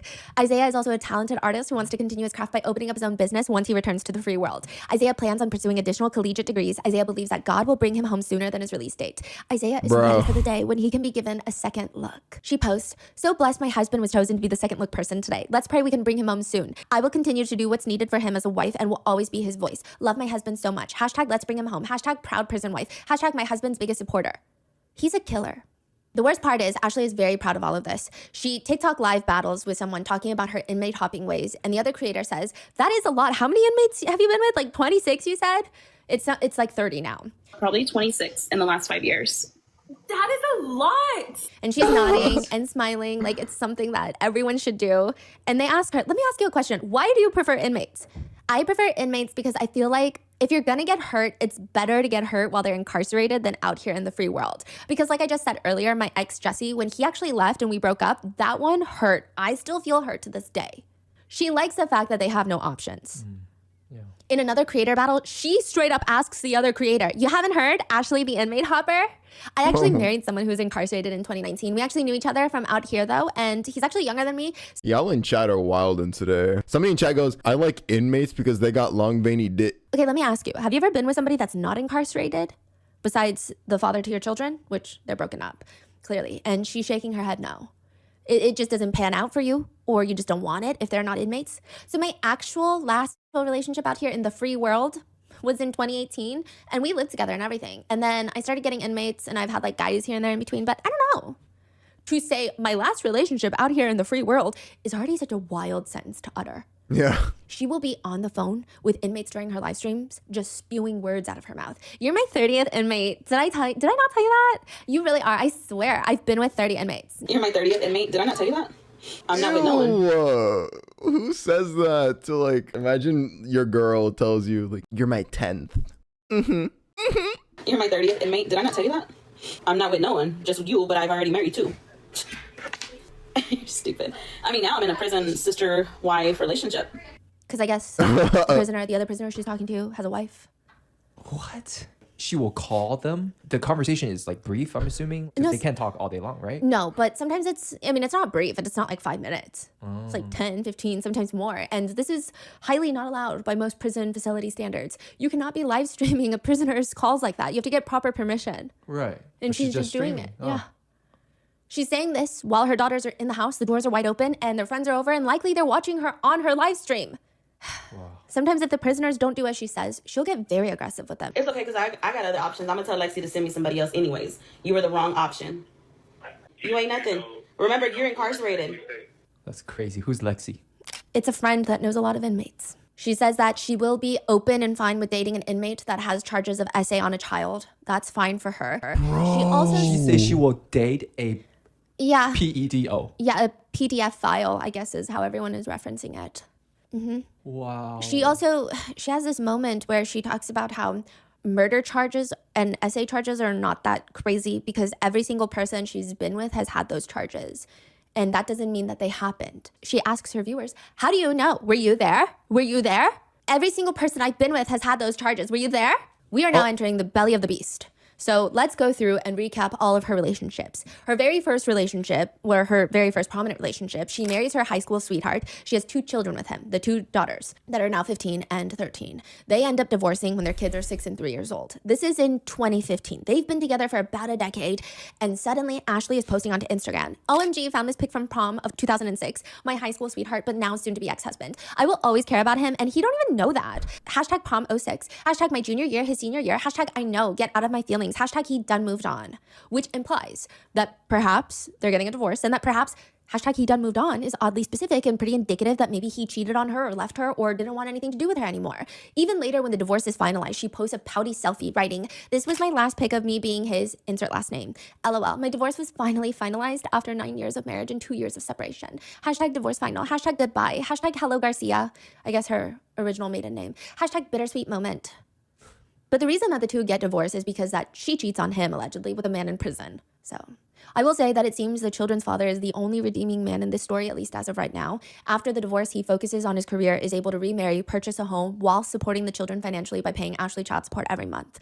It said that he was also very involved in the girls' lives up until about a few years ago, and it appears that he couldn't see the girls as much, not by his own choice, but it seems perhaps Ashley was making it very difficult for him. 2 years ago, in 2023, the children's father ends up passing away from leukemia. Oh. And Ashley does everything in her power to gain sympathy from this. This must be traumatic for her. My She's God. known and been in this relationship with this man for the greater part of her young adult life. They were high school sweethearts. I mean, But she now does have two monetizes children. everything. They don't have their father anymore. It's really up to her to be a supportive mother so that they can grieve. And it's very hard to take her emotions seriously when she tries so hard to make it about herself. She states that she's not going to his funeral, but it's speculated that it's because she wasn't welcome there. She tries to make it seem like she's just emotionally not able to. She tells everybody that she might take a mental health break and she will be back. When she'll be back is unclear. May it be sooner, may it be later, maybe it be never, right? Well, she does come back the very next day. Because galaxies don't just send themselves into the ether. She does not, however, pass up the chance to not make this all about her. She says things like, that could have been me. He didn't have to go. He wasn't doing anything. He didn't have to die. That could have been me. I don't know how that applies. He did pass from leukemia. I'm not sure why she's even saying stuff like this. What? But it wasn't. And I feel that for my baby so much. I really do. And again, this is after her kids have asked her repeatedly to not talk about their father on live because they're grieving. They don't want to hear this. They don't want this business out there. It breaks my heart when my babies just say, I wish my dad was here. I wish my dad was here. Thank you for the hand heart. Because she gets a donation. Everything does happen for a reason. That's so dystopian. That's so, you're talking about your husband's death and how your daughters are grieving. Thank you for the hand heart. Thank you for the cowboy hat. Everything does happen for a reason. So she's reading someone's comment that says everything happens for a reason. Everything does happen for a reason. I'm a firm believer in that. This is a pretty niche pet peeve of mine that I don't even know if I should be saying, but when someone passes away and people try to tell each other everything happens for a reason, I do understand the intention behind it. And in certain situations, maybe it's acceptable, but it's this weird feeling of this person's death is to further the plot for everybody else type of energy. What do you mean everything happens for? I agree. don't find it to be the most sensitive thing to say when someone has a passing in their life, especially the way Ashley says it. She says, Everything happens for a reason. Everything does happen for a reason. I'm a firm believer in that. Firm believer. And that's why I'm saying maybe it took this tragedy for me to open my eyes up and to see what the pain my babies would feel, not only with one parent gone, but with two. no, someone did not pass away from leukemia for your character development. That's not even a coherent sentence, Ashley. But she tries further to make this about her, and I genuinely think that she thinks that this man's death is just part of her character development, character arc, and she has no character arc. It is just a perpetual decline. Nevertheless, she says, whilst kind of creepily smiling, the other day, I tried to leave because I got mad. You donated 100 bits to say Ash Trevino and Shushi would make a good couple. That's a timeout, baby. You get a 10-minute timeout, baby. She says, whilst kind of creepily smiling, the other day, I tried to leave because I got mad. And H, my daughter, runs after me. And she sits in my car and she's like, you're not going nowhere unless I go with you. I already lost my dad. I'm not losing you, Mom. You guys, my babies are going through it. Like, they are so scared. She's like, I'm not losing you. I've already lost my dad, Mom. It's just opened up my eyes now. It's just that them little narcissism. girls need me. That's what it is. But then to make matters worse, while everybody is attending the funeral that she was not invited to, probably because of who she is as a person and the things that she says and how she treats her kids and probably how she treated her late husband, she is on live streaming dancing to songs that have lyrics like baby daddy, while his funeral is happening. Ashley then goes on to state that she's been with 30 different inmates. So these are a few notable relationships that she has been in. In no particular order, you have Isaiah, the one that was convicted of murder of Muhammad, the manager of the gas station and father of 7 kids. Ashley brings her kids to see him. She convinces them, at least briefly, to call him daddy for whatever reason. Those two, they end up breaking up. Things don't go well. She starts posting on Instagram. I have went to visit for 20 weekends straight, not missing one since I got on the visitation list since August 24, 2019. But this weekend, I'm not going to. Thank you, by the way, Nameless. To. Something's changed, and I honestly don't know if we'll come back from this. It's hard when you're not at fault, but I'm gonna do and continue to do what's needed for me and be the best mom I can for my girls. Then she dramatically posts, getting a divorce isn't always a bad thing. Never wanted to do it again, but here I am, and I know I will come out stronger than before. My babies need me. Fixing myself back up after being broken down to my lowest by someone who was supposed to love me. Apparently, their relationship came to an end, according to Ashley, when Isaiah heard rumors in prison narcissism. that weren't true, she claims. Rumors that she was talking to other inmates. When they were briefly on a break, he asked her, promise me if we break up, which, where are your priorities, you weirdo? He says, promise me if we break up, you'll never be with another incarcerated guy. Her next prison boyfriend is Noe Trevino. Noe was arrested in 2015 for stabbing a man outside of a nightclub. They get married in 2022. She's still married to him because she doesn't want to pay a $400-something fee to finalize their divorce. Noe is the one that initiated the divorce from behind prison walls, and she's been married this whole time. That she's been dating everybody else, calling people her husband, and that's where she gets the last name, Trevino. That is crazy. So right now she's... Wait. Did I understand that correctly? The Trevino last name she has isn't even her last name. It's of an inmate that's currently trying to divorce her. Embarrassing. So right now she's married. Yes, to Noe Trevino, another murderer. Her daughter H says the guy is awful. She knows this because Ashley took them, her kids, to see the man in prison. At one point, it appears that she was dating another inmate, and the speculation, okay, so we don't really know much about this inmate. She never really spoke about him in great depth. However, she wore a necklace that would have his name, and it seemed like he was an inmate. And the speculation was that she's getting her makeup done one day on live stream.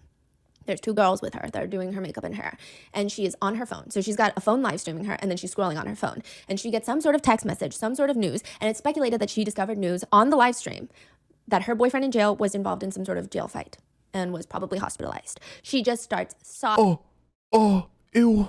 sobbing, wailing. And I do believe this is a sad situation, and prison violence is a conversation that I think needs to be had. But a lot of netizens have chosen the right to withhold sympathy till later because, I mean, considering the types of people she dates, we don't know if this is a child SAer, we don't know if this is a killer, a mass murderer, we don't know anything. Yeah, for but real. her friends just tell her it's like this very strange moment. They're fanning I mean, her face, she's crying, dated getting her nothing but makeup done terrible still. people And up they say, until no, now. Don't cry, you're a bad bitch, don't cry. I know, it's okay. Aww, You're a bad try not bitch, to don't so cry. much. Then you have Eli. Eli was in prison for strangling a woman. He's also free and constantly on TikTok live streams now. He was in prison for strangling a woman and also breaking his child's femur.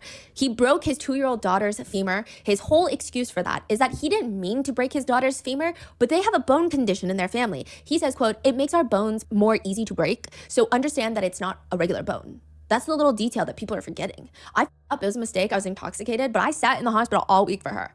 He slammed. Oh my God. She's like, that's the proof right there. She dates nothing but terrible people. So yeah, I don't have any sympathy if your husband fucking gets hurt in prison. They probably fucking deserve that shit. It was a mistake. I was intoxicated, but I sat in the hospital all week for her. He slammed a truck door on his daughter's leg. The femur is the hardest bone in the body to break. So I don't believe for one second that they have any sort of bone condition. And even if they do, this is no excuse. It is the longest, strongest, and heaviest bone that supports and can support up to 30 times the body weight of the person. It typically requires significant force such as to break that bone to break the femur. And Ashley exposes that while they were in a flirtatious relationship, because they're constantly live stream battling, they're flirting on camera. This is all public information. Like, he's free now. He's free, and they're constantly live streaming on TikTok together. They're meeting up, they're doing all these things. And then Ashley, she gets into these fights with her boyfriends, exposes them or starts rumors about them. And I say rumors because we'll get into that. But Ashley exposes that Eli sent her a text message that if she doesn't respond quickly, it's about to be a DV situation, which he was in prison for strangling a woman. He's also accused of being an SAer by multiple women. And somehow Ashley, well, I guess not somehow, I would expect nothing less from her. She still has a cordial relationship here and there with Eli. They always have this like on and off flirtatious relationship on live streams. They get upset with each other for just the most random things that are not serious. They don't get upset with each other for essaying people, child neglect, breaking daughter's femur, neglecting daughters, nothing. They go and they get upset because Eli will go on live stream and say that Ashley Trevino is built like a juice box.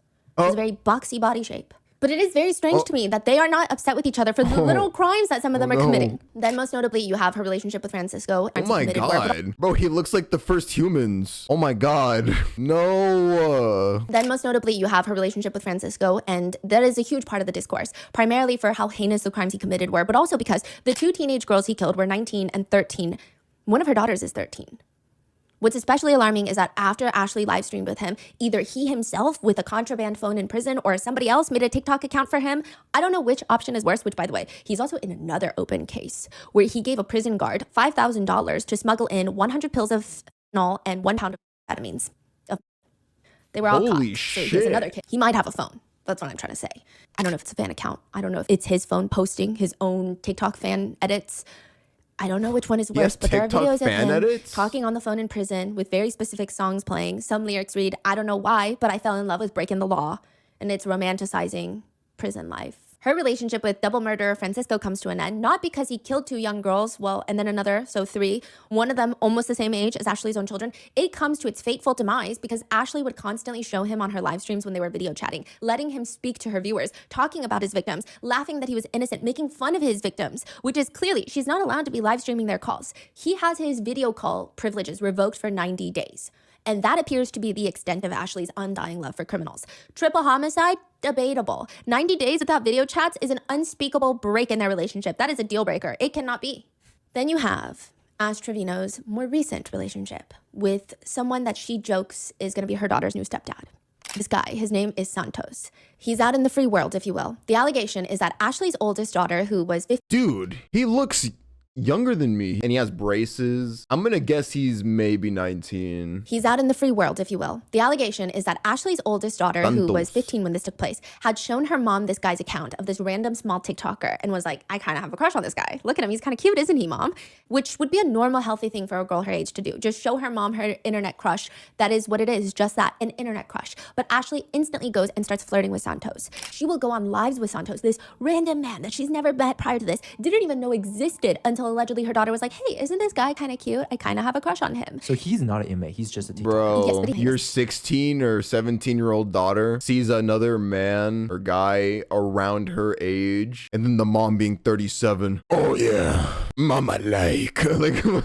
Just talking about how she's going to breastfeed Santos, telling him she's going to breastfeed him on live stream while she grabs her chest and is like jiggling her chest around. Her daughter walks into the room seeing this whole interaction and asks another person on the live stream, some random creator, Ashley is asking, are you jealous because Santos is going to have all of this? And she proceeds to get up and bend over. She tells Santos, you have to put body oil all over my body. Santos even asks Ashley's daughter, how do you feel that your mom stole your crush? To which her daughter claps that's back. weird. Santos, She's like so competitive with her own daughter, like they're both in high school or something. how do you feel that your mom stole your crush? To which her daughter claps back. Santos, how do you feel about being bald? And Ashley just sits there. Why would you ask her that? Why would you ask her that?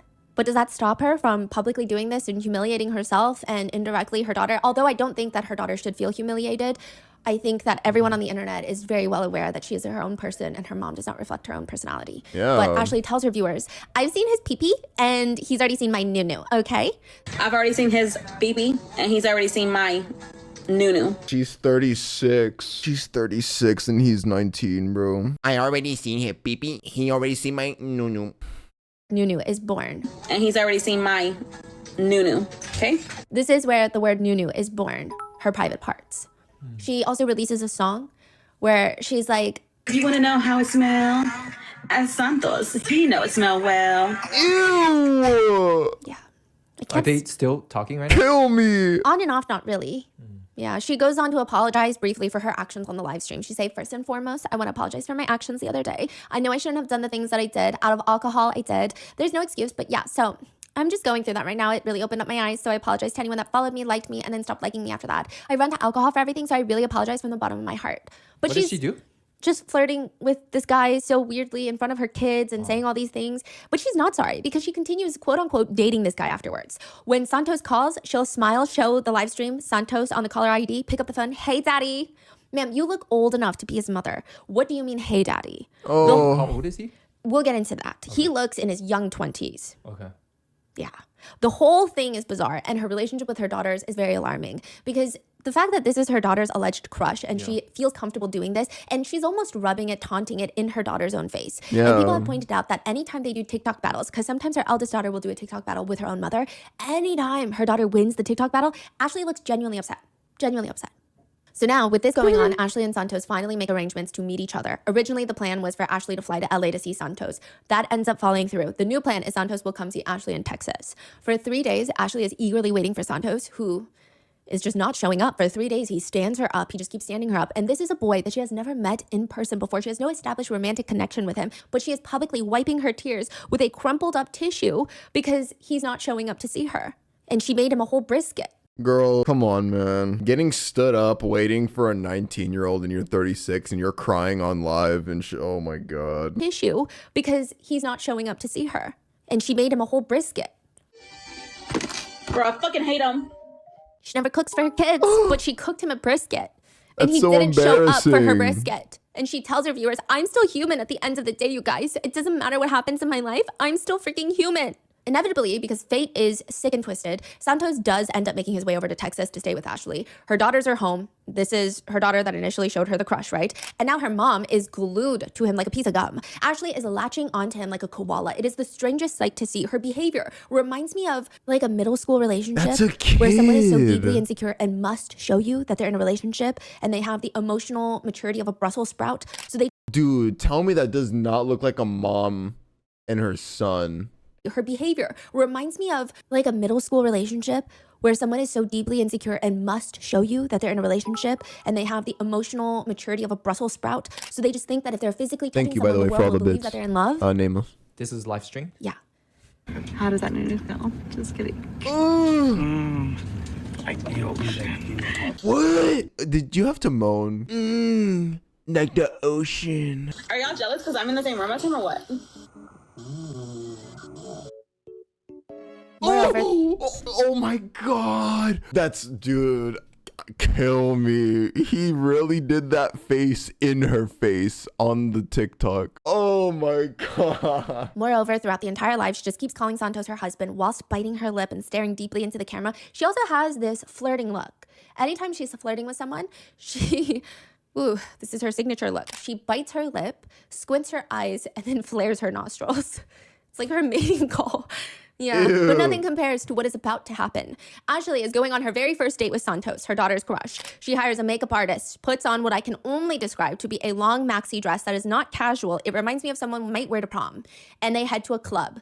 She Where got they that get Fashion seats in the back Nova. of the club and they order steaks. And all of this is being live streamed and there's just loud music playing. The base of the music itself is enough to cook the steak to a medium well. She's asking Santos to cut her own steak because she's dainty and frail. And he's just there talking and messaging other girls whilst there's music just bumping at the club. How do we know that? She's live streaming it. How do we know he's messaging other girls? He's literally, other girls are on TikTok live being like, Santos just messaged me to show up. And I'm like, I'm not gonna show up.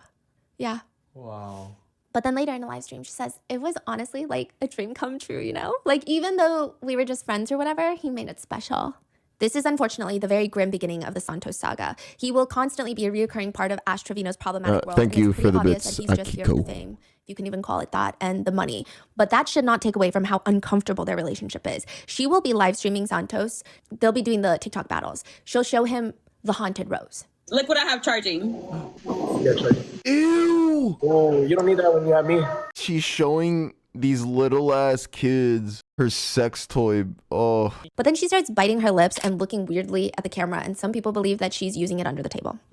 There are allegations that she has done this before, using her haunted rose to haunt the entire internet. Allegedly, there are 2 clips of her where she has gone on live. Once, she just flat out left the screen, and you can hear things that sound like her using the haunted rose and being haunted. Another time, allegedly...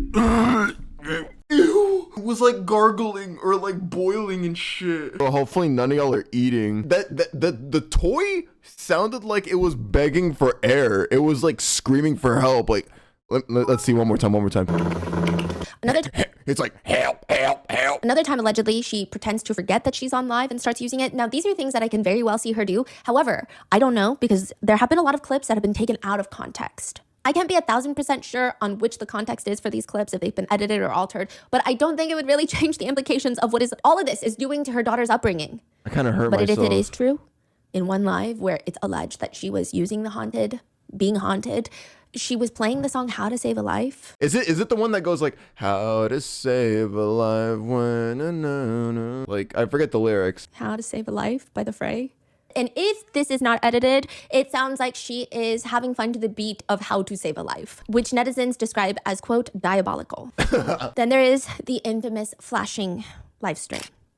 She is live stream battling Santos, and for whatever reason, she decides that she is going to start rubbing her whole chest very seductively, or what I imagine she believes to be seductively, just fully rubbing like she's kneading dough, kneading a pizza dough, while staring into the camera, biting her lips, flaring her nostrils, her usual mating sign. She even tries licking her own chest, and she just does this for over a minute until fully her whole chest is out of her shirt on a TikTok live stream. She flashes a 19-year-old boy on a live stream. And it's a live stream, so little ass kids are watching too. Ashley is 36 years old. She's flashing him while her kids and likely other kids online are watching.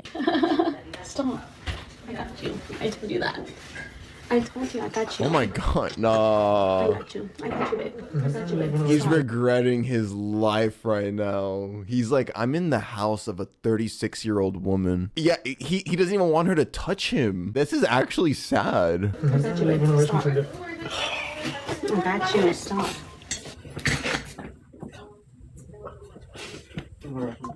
She says in a live stream, I don't even want to talk about it because right now I don't even have my kids. Y'all can hear it's quiet. You know, coming home and like seeing this empty house, it's sad. You know, it brings me back to when I didn't have them. They were not taken from me because I know there's going to be rumors circulating. No, my kids are not taken from me. But she says that with all the backlash of everybody finding out and she finding out, she says she didn't know Santos was 19. She is just in a bad place. And now everybody wants her kids taken away from her because Santos was provided alcohol because she assumed he was over 21. And all this drama is unfolding, and she's just very upset about it. The thing with Santos is he has allegations against him for SA. I don't know if any criminal charges were filed. It does not appear to be, but that doesn't really... So he's also a piece of shit. Nice. So she groomed the groomer. Oh my god, it's like a fucking train. I don't know if any criminal charges were filed. It does not appear to be, but that doesn't really mean anything because a lot of the times they don't want to file criminal charges for SA, and I say they as in the police. But there are a lot of people who have said some very... There are a lot of allegations out there. I just don't think anyone that is connected to Ashley, aside from her own children and maybe extended family members, are that good of people. I don't think you can be, to some degree. Because a lot of people that knew her in the beginning, they just knew her as like a TikTok troll, like inmate hopper, hee hee ha ha. But once a lot of these allegations and the connections with these killers have come forward, a lot of TikTok creators have cut their ties with Ashley. So I think once you find out what she's done and to still be friendly with her is alarming. There's a video of Ashley live streaming and they're in an Uber heading somewhere. She's in the, well, actually, it's not an Uber. Her security detail is driving. I don't know why she has security. It's very much Jen Soto vibes. She says she needs security because anytime she goes out in public, she's just hounded and just constantly recognized. So her security is driving, and it's one of those 3-row SUVs. Security's in the very front, and in the middle seat, you have Ashley and her 2 friends. And in the very last row, behind Ashley, you have Santos and another girl who is also a TikTok streamer. While Ashley is live streaming, dancing to music, you see Santos in the back. And it looks like he's shoving the girl sitting next to him, shoving her head down in a way that would indicate that she is engaging in oral activities with him. She does not seem to be enjoying herself. I'm not accusing anyone of anything. I'm just trying to describe the video. It's not exactly certain what's happening there briefly. What? Some netizens thought that initially she was doing a line of drugs. But Santos, being the upstanding character that he is shoving her head down to make it appear like it's something that it's not. Yeah, and he has a history of SA, so it kind of makes sense to infer that he's probably doing some sussy shit to her. Shoving her head down to make it appear like it's something that it's not. Regardless, Ashley notices and her whole energy shifts because she looks very upset when she starts putting 2 and 2 together. A lot of netizens were freaking out because they didn't know what was taking place, but it's definitely not a great look. Netizens are very split on how to feel about this. Now, I end up finding clips, and there are, I mean, I'm sure a lot of people have if you're really deep into the Ash Trevino lore like I am right now, and in that case, I'm sending you some luck. But I did find this one clip where it appears the girl in the back seat addresses the situation. As in, she did engage in intimate relations in a car full of people. Yeah, I'm gonna be real, I did do that. He deserved it. He was working hard. He was taking care of us. He was very nice to me. He was doing a lot of stuff for me. So I sure did. What about it? Y'all haven't? Yeah, I sucked his dick. He was working hard, so I sucked his dick. I looked at the camera after the fact. Honestly, I didn't even know she was like live. She basically blasted me. Yeah, she's doing it on purpose. So she blames Ashley for putting this on live stream, but she does claim that this did take place. I will say that she is also a very questionable character. She was caught on her child's father's Ring camera, so her baby daddy's Ring camera, if you will, driving to his house with her newborn baby in the middle of the night, leaving the newborn baby in the car seat on the front porch, ringing the doorbell, and then booking it back to her car while giggling. She's like, hee hee, and then leaving. Like she's ding-dong ditching someone, but it's just abandoning her own child so that she can go party and do God knows what. Bro, Ashley Trevino lore is insane. Ashley then goes on to have a huge falling out with Santos briefly, where she claims he essayed her. She says, I'm getting everything together. I'm getting videos. I'm getting everything. I got text messages, everything. She says, I got bruises on my arm right now. I got bruises right there. I'm not under his spell no more. I'm not going to play anymore. I do believe that Ash Trevino can be a terrible person and can be essayed. I don't think that those two things are mutually exclusive, but I do think that in this situation, it's very hard to take the allegations seriously because she'll go and hop on a live stream with Santos after she makes these allegations. And she's like, You said I essayed you? You said that about me. No, you said I essayed you. You said that about me. Did I essay you? Oh. Answer this. You said that about me, yes or no? You said that about me on your live. That's all you said. They continue to go back and forth before calming down and giggling. So they're fighting. While Santos is arguing, he was in the midst of getting a tattoo, which Ashley jokes that he should get her name tattooed on him. And all is well in the morally bankrupt world that is Ash Trevino. Until 20 hours later, Ashley starts getting emotional on live because Santos had texted her that he can't do this anymore, that the situation has just spiraled out of control. In any event, this sends Ashley into a full-blown orbit, and she goes onto a trip with a bunch of other TikTokers. One of the attendees is a 20-year-old woman who brings along her little brother. Now, this little brother becomes quite a controversy with Ashley. This is never ending. Yeah, there's pictures of them on this trip. It's so weird. It's like Ashley is their chaperone. But she's walking around the mall, and it's the way that she tries to act like she fits in with a bunch of teenagers when she's 36 and looks. Oh my god. It's like an abuela trying to fit in with a bunch of little ass kids. Like, she sticks out so much. Look, she literally looks 50. I'm one of y'all had and all these Edgars, bro. They all have the Edgar cut. This guy, that's more of like a Nokema cut. That's a level 9 Edgar right there. He does some fuck shit. It's the way that she tries to act like she fits in with a bunch of teenagers when she's 36 and looks, 46. No offense. And they're all young. They're all young. In one moment on the live, she keeps trying to kiss him on the side of the face, which is very alarming. And even his older sister, Bree, is telling her, like, don't do this. Like, don't kiss my little baby brother. Like, you're too old for him. And then there's other parts of the night where she says that she wants to wear a dress for easy access, indicating that she wants Bree's little brother to have easy access to her. That's the problem, right? Some rumors were going around that he was 16. Which would be alarming, right? But he does go on live to further state that he's actually 18. I am inclined to believe that he's 18. It does appear that he's 18, but it's still crazy. Yeah. I wouldn't believe that. During the night, Ashley is live streaming alone with this guy. She's cuddling him. She's sitting right next to him. He's sitting there facing the camera looking incredibly uncomfortable. And she's just so much. I almost feel bad for him. He looks politely. He doesn't look stupid in like the insulty way. Like, oh, you're stupid. He looks little kid stupid. Like, he's just like, and then this 36-year-old woman is right there like, oh yeah, you love me, huh? Like, this is a little kid. You can't tell me otherwise. And Ashley is live streaming alone with this guy. She's cuddling him. She's sitting right next to him. He's sitting there facing the camera looking incredibly uncomfortable. And she's just resting her head on his shoulder. It's just so much is happening. So with her talking about being interested in a 9-year-old when she was 15, her talking about being interested in Santos, who is 19, when she's 36. Yeah, uncomfortable. And in this situation, it's just starting to get weird. He looks Even uncomfortable. when she talks about her daughter, if she were to see an older man and lies about her age, she wouldn't call the police. All of this is starting to get very, very strange. I mean, she is, in my personal opinion, a predator, just like the ones that she's dated.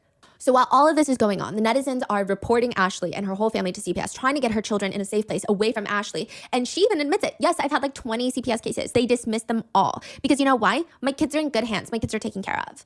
And she says, and the other day, I was laughing because whenever I was on live, before I went on live, I actually saw someone else on live. I'm not going to say who, but she was doing the same thing that I do. She was literally feeding her kids, and it's like what I do. And literally people in her comments were like, oh my God, she's such a good mom. You're such a good mom. You're like the best mom and this and that. And I'm like, bro, I do that same stuff with my kids. Y'all literally bash me. Oh, you're a bad mom. Oh, why are you doing this? Why are you doing it like this? Why are you doing it that way? Why are you feeding them like that? My kids were older than hers, and y'all are like praising this female. Bro. It's because y'all don't like me, but y'all like her, and that's what it is. That is what it is.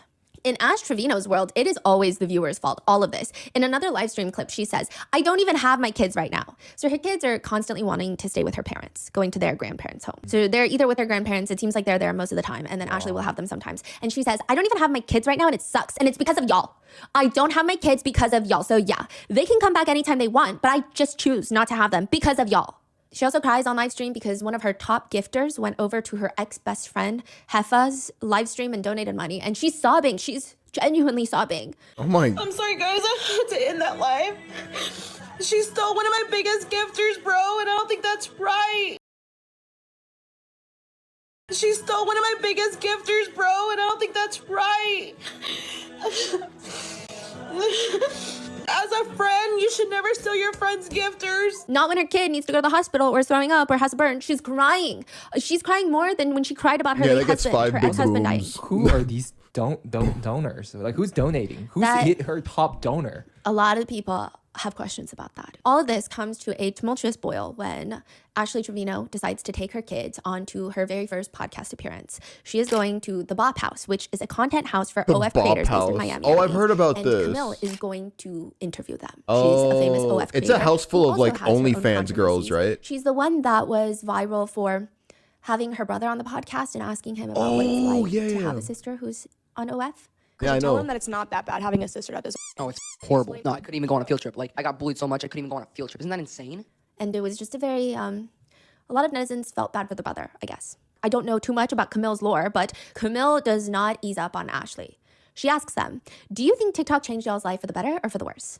Ashley responds, I can honestly say I've been blessed by TikTok because not only do I get paid with the battles, I get paid with the views. But if I could go back to my life before, where nobody knew who I was, I liked it. I only had like 50 to like 100 views in my lives. And now there's like thousands of people that watch me. So keep the money, take away the fame.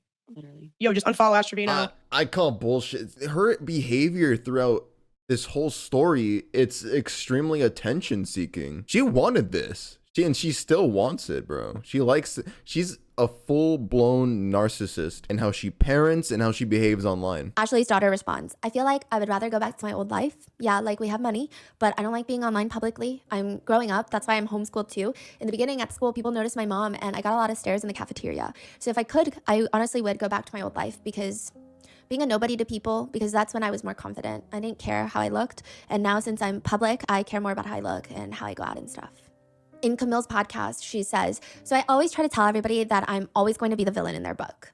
This is Ashley. She's saying, I'm always going to be the villain in everybody's book. She says, they've already got this persona that they have of me, and that's just who I am to them. I've raised my kids since they were born. She says, even if that was true, what kind of flex is that? Like, good job. You did what a parent is supposed to do. You took care of your kids after they were born. This is a lie. She said in other live streams that her parents mainly watched her kids. She says, I've never left their side. Still to this day, I have never left their side. She claims on the podcast that after the father of her children has passed away in 2023, she accuses his family of coming out online to, quote, get clout. What? She says that his family are trying to gain clout by bad-mouthing her on the internet. And it doesn't seem that way. It seems like they're just trying to get closure. And like, what are you doing? Stop talking about the girl's father. Like, you don't even, why are you doing this? Like, this is so messy. But she says, as soon as my name started going across the internet, they started coming out with certain stories. Oh, I'm the kid's dad's friend. I'm the cousin. I'm the aunt, whatever. Now they're trying to get the followers. They're trying to get this. They're trying to get that. But in reality, they weren't there for my kids like they should have been. Camille asks them, have there been instances where your mother has expressed feelings of jealousy towards you? And how has that affected your relationship with her? Her eldest daughter, H, responds, there's this video going around of my mom being jealous of me when I was little for having a better relationship with my dad than she did. And it just looks like Ashley is staring her child down while she's talking, where Camilla has to be like the one to remind her, I mean, girl, that's his kid. That's his whole kid, not you being jealous of a baby girl. Yeah. Like there's nothing to be jealous of. Meanwhile, Ashley is biting the inside of her cheek, staring her daughter down. Her daughter continues, I mean, I am her daughter. They say I look like her, so there's nothing much different from us. I have more followers than her, so maybe that. No way. Yeah. Wow. Which Ashley then takes the mic to do her mom's speech, and it's something that she consistently does. I would like to say that Ashley is one of those people that is not a mom. She's not a good mom.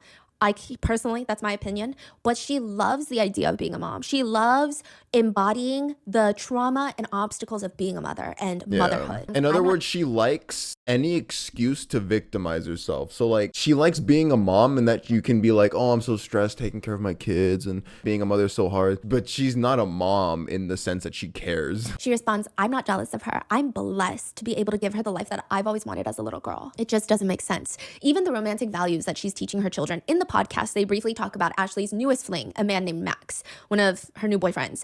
And E, the younger daughter, mentions, oh yeah, Max is nice. I like him for now. He seems polite. So Camilla is asking, why is he polite? Like, why do you like him? And E explains that one time Max was calling her mom's phone. E picks up her mom's phone and tells him, hey, my mom's in the other room. And he just tells E, oh, well, could you have her call me back when she gets back in the room?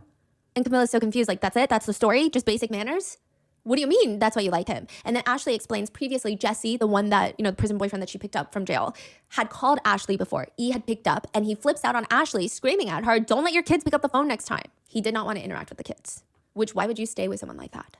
Side note, later Ash Trevino goes on to live to say that I just found out today that Max goes both ways. So it's like, bro. And she has this look that indicates yikes. Like, I just found out today that Max goes both ways. Like, yeah, so it's like, bro. First of all, I don't know how true that information is considering the source is Ash Trevino, but even if it is true, why is she grossed out? Being bisexual is normal. Being a heinous, neglectful mother is despicable. What kind of sick, twisted values are these? Yeah. So like dating pedophiles in prison and people that kill people in prison. Oh, that's okay. My life's all right. But my man might like boys too. What the fuck? I'm gonna have to divorce this motherfucker. That's disgusting. Ashley also used to work at a dentist's office up until December of 2024. People didn't know that. People thought that she was a full-time TikToker for the longest time because she was talking about how she worked at a dentist's office. The practice was sold to new management that was going to come in, and some of the new managers were Indian American. He gave us an option to stay with the new owners or leave. And I chose to leave because they were Indians. And I'm not working under no Indians. I'm sorry, I'm just not.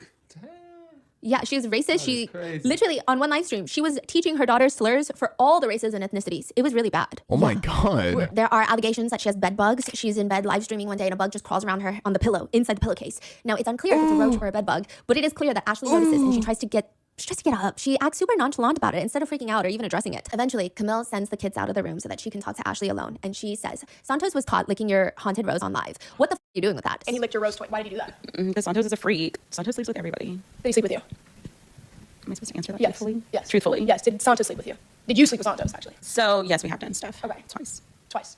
2 separate occasions. With a 19-year-old boy. I didn't know he was 19 at the time. So this is before you knew? Yes. Claimed before you knew. Literally. Like, we did it twice, and it was literally before Christmas, so. Side note, Santos addresses these allegations of being intimate with Ashley in a separate live, and he says, I never hit the Nunu. Ever, ever, ever.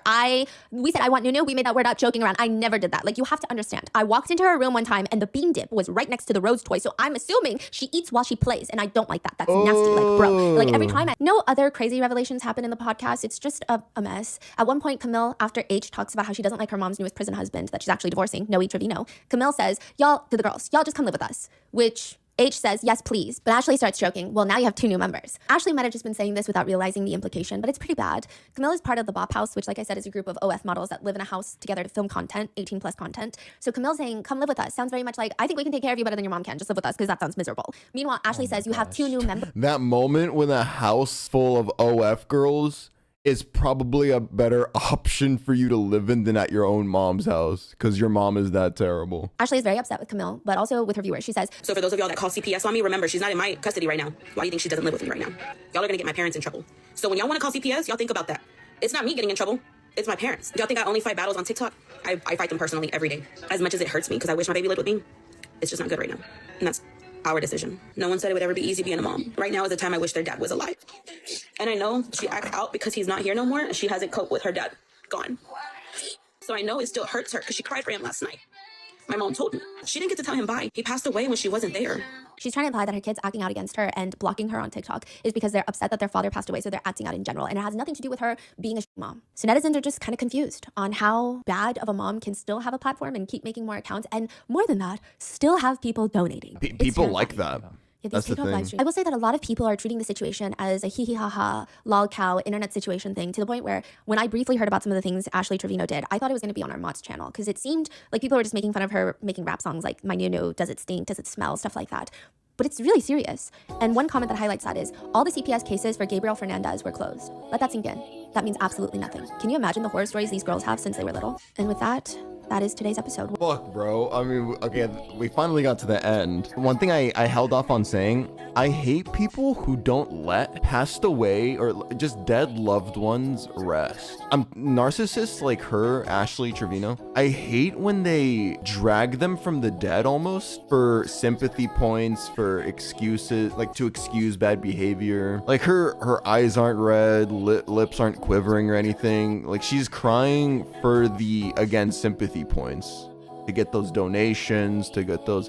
It's just so dystopian. What TikTok streams are just so weird. They incentivize you to look how TikTok lives incentivized her to behave. And like, we won't even get into this because this is a whole other thing. I'm just talking about live streaming in general, but like how some parents out there literally monetize their disabled children.